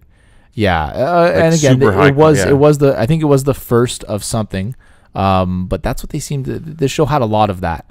There's that one watch that was a black face and it just made noise to tell time. Are you sure? So some sort of the Moser watch, the one that looked like an Apple Watch. Yeah. Oh, okay. That's a tourbillon, I think. Yeah, and it was like it was some sort of minute repeater. And it just makes You know what I would is that what a minute repeater does? Yeah, so it like dings. It'll It's like one of the most complex complications, I think. I would much rather talk about the Bombmatic GMT. Sure. So Mercier Bombmatic GMT that actually Craniotes posted he was wearing, and he we gotta figure out how to pronounce his name. Craniotes. I don't know. I've heard people say Craniotes. I'm not sure. Who is this guy? If he's founder of Red Bar. Yes. He's the founder of the original Red Bar, I think. Yeah. He's one of the guy that Yeah. spent time at the Red Bar. Bombmatic GMT. You know, it's so hard to find. Mercier. Or we could just talk about Bomb. Remember them? Oh yeah, Bomb. Their other brand that they released. That was not fun. I'm just trying to show you here, Mark, what we're talking about. So Bomb and Mercier came out with the Bombmatic not too long ago, and it's a pretty highly technical movement for a brand like this that is kind of sort of they're in a bit of a bubble selling watches that are priced more than Hamilton but don't always have that much more to deliver. So now the Bombmatic collection actually has quite a bit of prestige in the movement, and I really have fallen in love with their GMTs. This is, I think, an example. I'm just trying to find one here. Blue dial. I guarantee it's not going to come up now because the internet hates me. But I was really impressed. This is a bit of an idea of it, not in that same blue and not with that whited out symbol right at the 12. But I do really like these watches. And I think that might be. I've seen them at a store once. And yeah. They're not cheap. They're what, 12 grand. You can get up there easily with in the depending higher on end. case materials and whatnot. Right. But some of the more sporty stuff. It's not a well-known brand. It's not like, they don't have the penetration. I think they're in an awkward spot because they're not on the lower end in pricing, but they're not high, like prestigious enough to carry their name. Yes. So it's like when people will see them, they'll see, ooh, 5-6 grand. Okay, kind of disregard them. Yeah. Because they say, oh, I don't really recognize that name. If they were priced like Hamilton is priced, or like Frederic Constant. Yes. Which maybe I'm not giving Bomb and Mercier enough credit because I'm comparing them to Frederic Constant. I think that. So I'm pretty sure Bomb and Mercier is part of the Swatch group. Fairly certain. If not, either that or the Richemont group, one of the two. They're part of a large group, and I think that whatever group they're part of has put them at a point where they are a higher end watch, but they haven't done enough on the marketing front to push them there. Maybe in the more recently they have, because I think Bombmatic has been pretty widespread. They've done a good job marketing Bombmatic in general, but it's and I still feel like if you walk into a retailer, a lot of the times these retailers will sell both Hamilton, Tissot, and Bomb and Mercier in that order, right? Tissot at the lower end, Hamilton mid-level, and then Bomb and Mercier at the top. And people don't really notice a difference when handling the watches. You won't really know what you're spending double, sometimes triple the money for on the Bomb and Mercier. If I knew someone that was going blindly into buying a watch and they like a Bomb and Mercier, I'd tell them to go look at Frederic Constant. 100%. Oh, and sorry, those same retailers also saw Frederic Constant. Right. I would say Frederic Constant too, because you have a lot more really good value. Yeah, great value, and they play a lot with their designs. Like there's a lot of different stuff. I actually see Frederic Constant as like similar to Tissot, but with a little bit more quality and ingenuity. Do you know who owns Frederic Constant? Citizen. Okay, kind of, that kind of makes sense because their setups are always like right beside Citizen, and they kind of have the same look. Yeah, they own Citizen and Bulova, or sorry, Citizen owns Frederic Constant and Bulova. Yeah, okay. American company, wasn't it? Citizen is Japanese. Bulova was Bulova was Swiss back in Was the day. it Swiss? Well, Yeah. what am I thinking? That was American. And if I'm saying anything wrong, then feel Which free. we usually are. Yeah, feel free to correct. But I'm fairly certain there's actually a great No, watch. Bulova's headquarters are in New York, and it was founded in New York. Never mind. You were wrong. I thought they were Swiss. They always said Swiss made. Me and my savant mind. Yeah. Well, actually, there's But- another piece of useless information I know. well, honestly, but no, I'm pretty And sure. Citizen is Japanese. Yes. Yeah, that is. But no, I'm pretty okay. Then my confusion was that the dials always said Swiss made. Maybe the same way Hamilton is technically American, but says Swiss made. Yeah, now. that was another thing that confused me with Hamilton. I remember was originated in the States and Yeah. now is bought out and it's a Swiss They were company. military issue a lot Yep. back in the day. Like they were field and tactile watches, and they were bought out. The name was repurposed, and then you have Hamilton's like mine, my Jazzmaster Autochrono, which is the farthest thing from like a field watch. It's like a dressy chronograph. And I liked it at the time. I still like it. It's a pretty interesting piece, but Yeah. it doesn't get enough wrist time. Not nearly. It's substantial. Hey, It's large. There's some pieces that just don't get enough. Unfortunately. Yeah. That's why you switch to a Barton Bands. Yes. Barton Bands. Our sponsor of this episode. Hopefully. Tim Hortons and Barton Bands. Yeah. And curling. Yeah. But Anyway. but yeah, I mean, thoughts on SIHH for this year? Not nothing really exciting, I guess. That came out. There You was see a lot of stuff get released at the Basel World show more. Like Rolex did all their new what was it? They had like New their Explorer. The colors are Yep. all different. Exactly. So that again, I guess this show is going the way of like the Detroit Auto Show, where everything's online. People, I think big organized, like big corporations are finally learning that they can pay well-known YouTubers far less Yeah. to reach there's millions a guy I know of that people. went Yeah, to exactly. he's a DJ and he's an influencer now. He's got like over 100,000 followers, and he was actually at the show. Mhm. They brought him to the IWC. There you go. Oh There wow. you go. Yeah. I don't know if he was DJ. He posts to Instagram. If he has 100,000 followers, Right. it reaches 100,000 people. Yeah, Exactly. and that's just one guy. That's the way it is. And Yeah. you see all those guys, even like in the auto industry, in the UK, that have millions of followers, and you see like what's his name, Mr. JWW. JW. He's yeah. pretty respected, I think, by the traditional media Yes, personnel, and he drove the 911 before anyone else. He drives the new McLarens before anyone else. Like he was speccing last I saw an Aston Martin Valkyrie. Valkyrie, but not for him, but for somebody. yeah, like If you're gonna spend that kind of money, why would you have somebody? Yeah. I think it's kind of a BS spec. Like, here, can I pretend to spec it, but I'm not. Yeah. My car's not going to be like that. Like, I don't know. You're spending millions of dollars. What is going on with the Valkyrie? Because it's been in production or in some sort Well, of. we had production it for at a the, while. we had a shell of it at the auto show for a couple of years. Now I think Mercedes will come out with their supercar before the Valkyrie will be out. Are they sharing tech like they did on the new Vantage? Or is it I don't Vantage or know. Vanquish? Vantage. Vantage. the engine. Yeah, with the engine AMG. interior. Yeah. Yeah. I don't know. I think it's just it's a lot of money to make this Valkyrie, and Adrian Newey's doing it. I don't know who That's that the is. guy. That's the Red Bull mastermind Oh. behind the car. Oh, that's right. Yeah. Okay. The Yeah. bald-headed guy that you see at the races sometimes. So I don't know if he doesn't have the time to be just working on that one car, plus boats. They make designing boats and then designing the F1 car. So I don't know. Interesting. Yeah. So, but yeah, going to those shows, I used to look forward to going to like the auto show, and then there's certain years. You remember when it was in 3 buildings? Yeah. I remember it was massive, and by But the it end was of the too day, much walking around. Yeah. So By the end of the day, you were toast. you're getting a lot of these shows. Anymore. They still have trade shows, or Yeah. it's popular for a number of reasons. But is it a bit of a global recession coming up, and that's why they're not coming to these shows? Yeah, that could be it too. It's the market is They're- changing, Right, and they want to spend money on other things like commercials and whatnot. I mean, the biggest product launch I was ever a part of was actually that Toyota Tundra. We did it. We usually have like 1 or 2 teams that go across the country.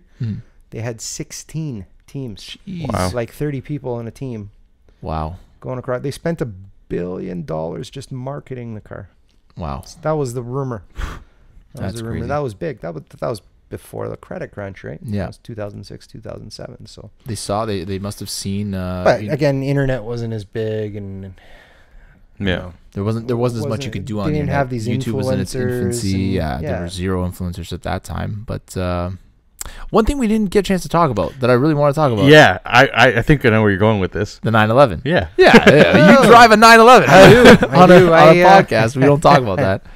Yeah, I'm a car guy. We've I had laid them out here for you. and I always wanted to get an air cooled before they went stratospheric in price. Mm-hmm. I could have picked up in 2009, 2010. You could have picked up a 993, just a regular Carrera for 30 to 40 grand. Now they're 40 to 50, 60 grand, Yeah, 80 yeah. grand for a Carrera S. Mm-hmm. But even the guy who sold me my car, he has a 930 turbo. He picked up for like 150 grand or something like that on trade. Wow. And he's like, I'm never selling this. He put up a bunch of roof parts on it, wheels and Mm-hmm. bumpers, front and rear. Deleted those big RUF. RUF roof. Yeah. Roof. Alloy Rough is they're the one of these tuners like Singer, where they actually came out with their own carbon fiber body car. Yeah. But yeah, I went into this. It's funny because I was debating on getting one for years, and then I'm like, I'm kind of priced out of the air cooled. I'm going to look at the water cooled cars, and I liked the 997 because of the round headlights and a couple other things. The interior is a bit better. Mm-hmm. Obviously, there's the engines. They had issues with an IMS bearing. Yes. The Intermittent shaft. Intermittent shaft. So that Mhm. basically runs all the valve train off Yes. of that one shaft that runs just above the crankshaft.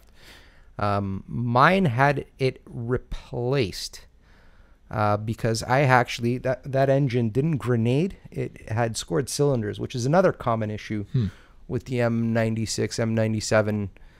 So the 2000 and the 996 and the first generation of the 997.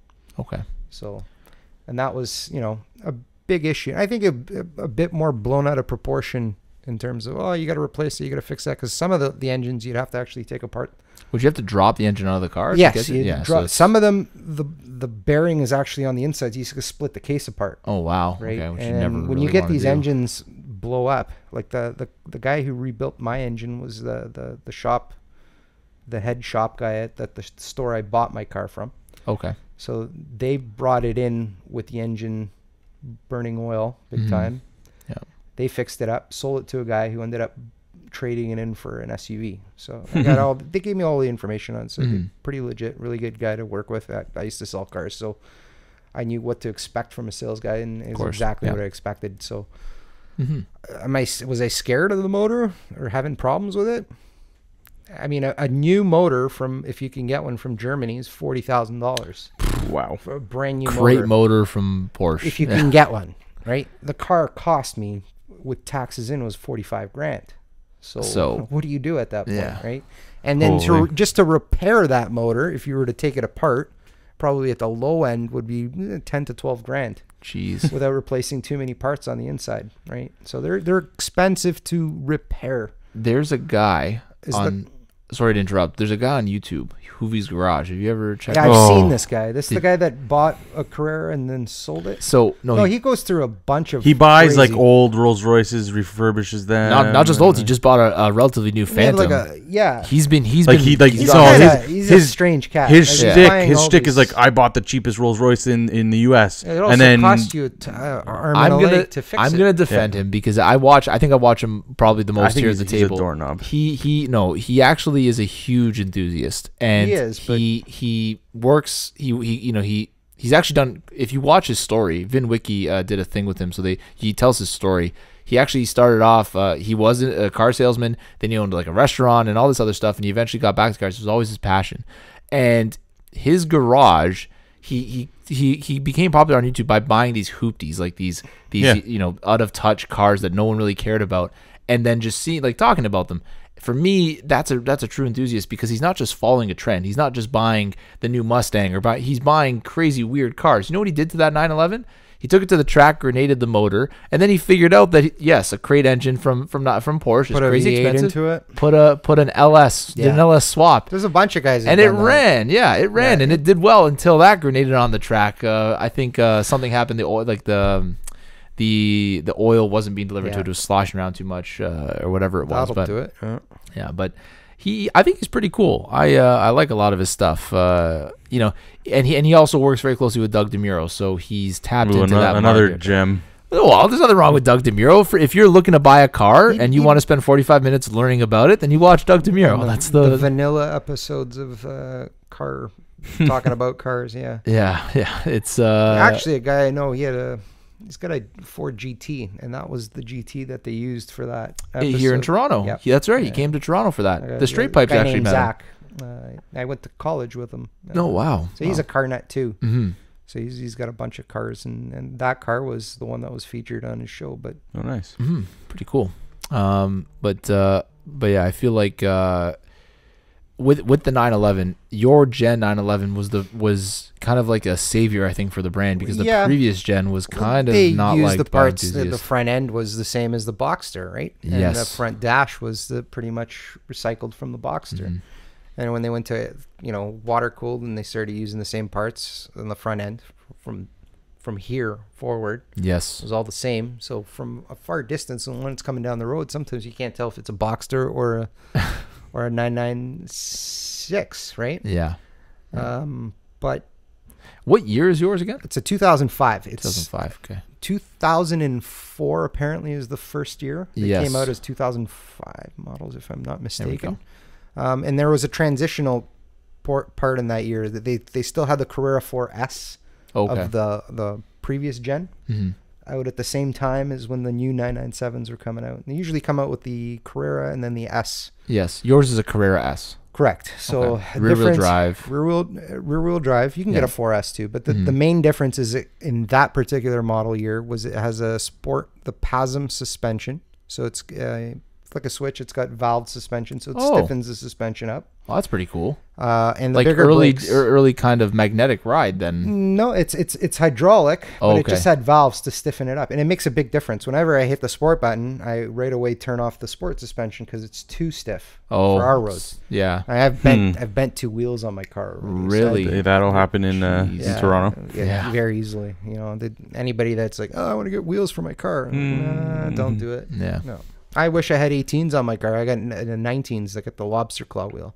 Oh. And yeah. it's coming up to what now? February 13th, which was a Friday. That was the day I picked it up in 2015 and took it to Chuck's brother's place. I kept it at his house. Oh, okay. I had three cars at the time. I had my Grand Cherokee, the TJ, which I didn't want to sell because it was my first car, and then this. Mm-hmm. But I'm glad I bought it. I'm going to keep it for the foreseeable future.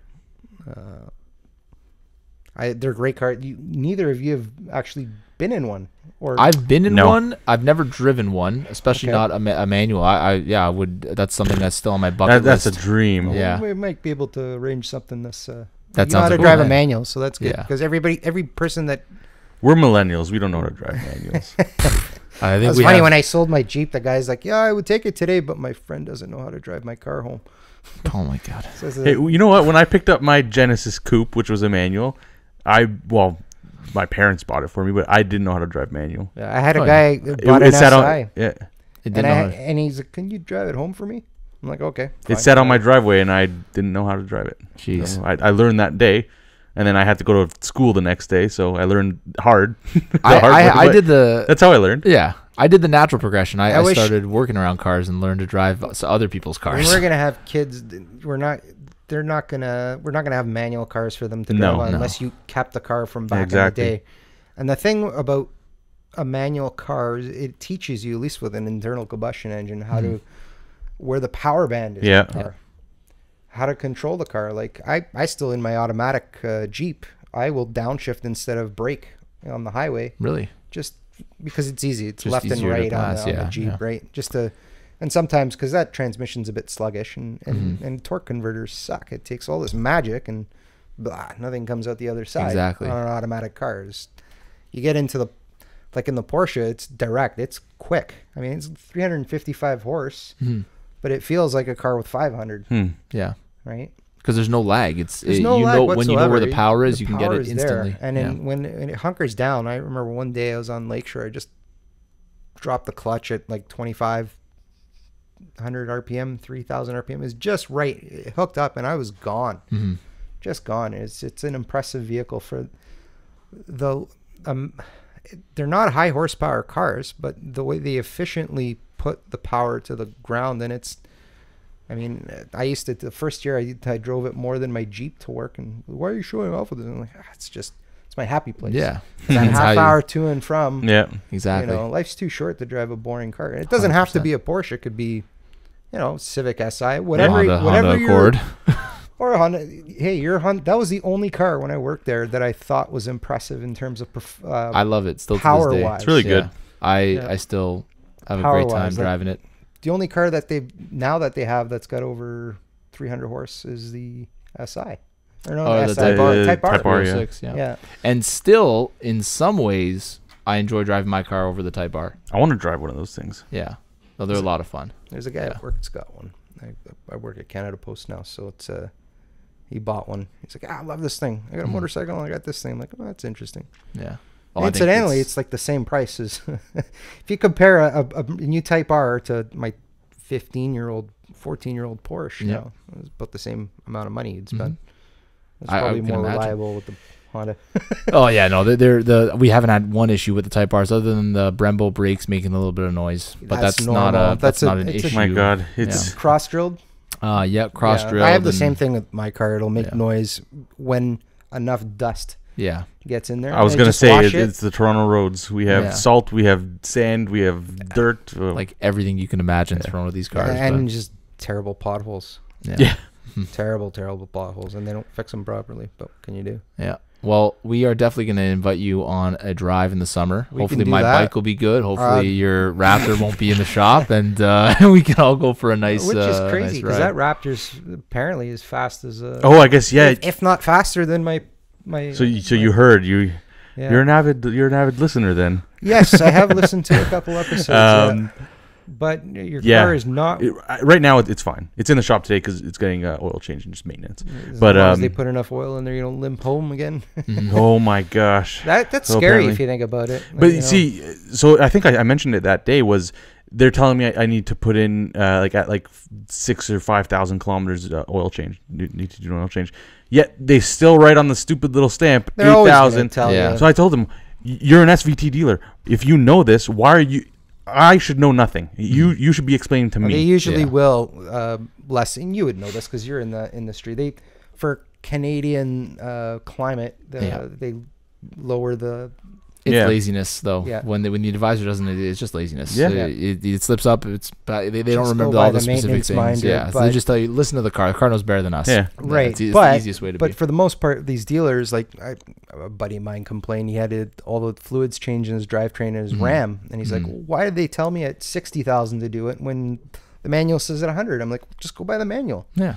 And they want to make money. That's why. You know, if you know what you're doing. Exactly. And it's the money factor too, right? You're doing I'm more going to go deal with the dog because he keeps crying. Should we You want to wrap up or you want to pause? I guess, we can wrap up. I think, We're a minute and a half from the 2 hour mark. What were you saying about the sorry, just to finish up with the Raptor. 1 sec. You went in for an oil change and today I have the Raptor in at Ford today. It's just standard oil change and maintenance. I got you had a problem with a limp home mode. That was a powertrain failure. Right. Crazy. Which apparently were throttle sensors. We drove them we had the first generation EcoBoost, and they were built like a brick shithouse. We had no issues with them, and this was a vehicle that was on a 1/8 of a mile drag strip all weekend, going through tires every 3,000 to 5,000 miles. Me personally, I've owned 2 EcoBoosts, one being a 2013 3.5 liter EcoBoost, and so I guess that's like the second year that it was out, and the second was the Raptor, so the high output 3.5 liter. Right. And I've had issues with both of them. I think it's just me. because I have another buddy that has the exact same gen F-150 2012 FX4 EcoBoost. Right. He's got 230,000 kilometers on it. Not one issue. Yeah. So I think it's a me problem. The dog's luck luck of the draw. So. Luck of the draw. That happens. That's like it's like anything. Yeah. It's a machine. It's a mechanical thing. People right? told me, they're like, "Oh, see, look, you got another EcoBoost. Look what happens again." My dad's gone through 2 EcoBoosts, no issues. Exactly, and look at Alex too. I had the trucks that we had were driven to the extreme. Like we're going through tires like every 3,000 to 5,000 miles. This was on the F-150s? Yeah, we would be replacing these guys. Like, how many miles do you have on this? I'm like, 4 or 5. I'm like, getting new. What do you guys do with these things, right? Yeah. And then I'm towing a trailer with another F-150 inside it, so 1,200 pound, 12,000. Yeah, an F-150 towing another F-150 inside inside an enclosed 28-foot trailer. Jeez. And it towed no problem for a half ton. Right? Yeah. Definitely, yeah. I mean, that's pretty impressive. Yeah. Carry its own weight plus its own weight. Yeah. Yeah.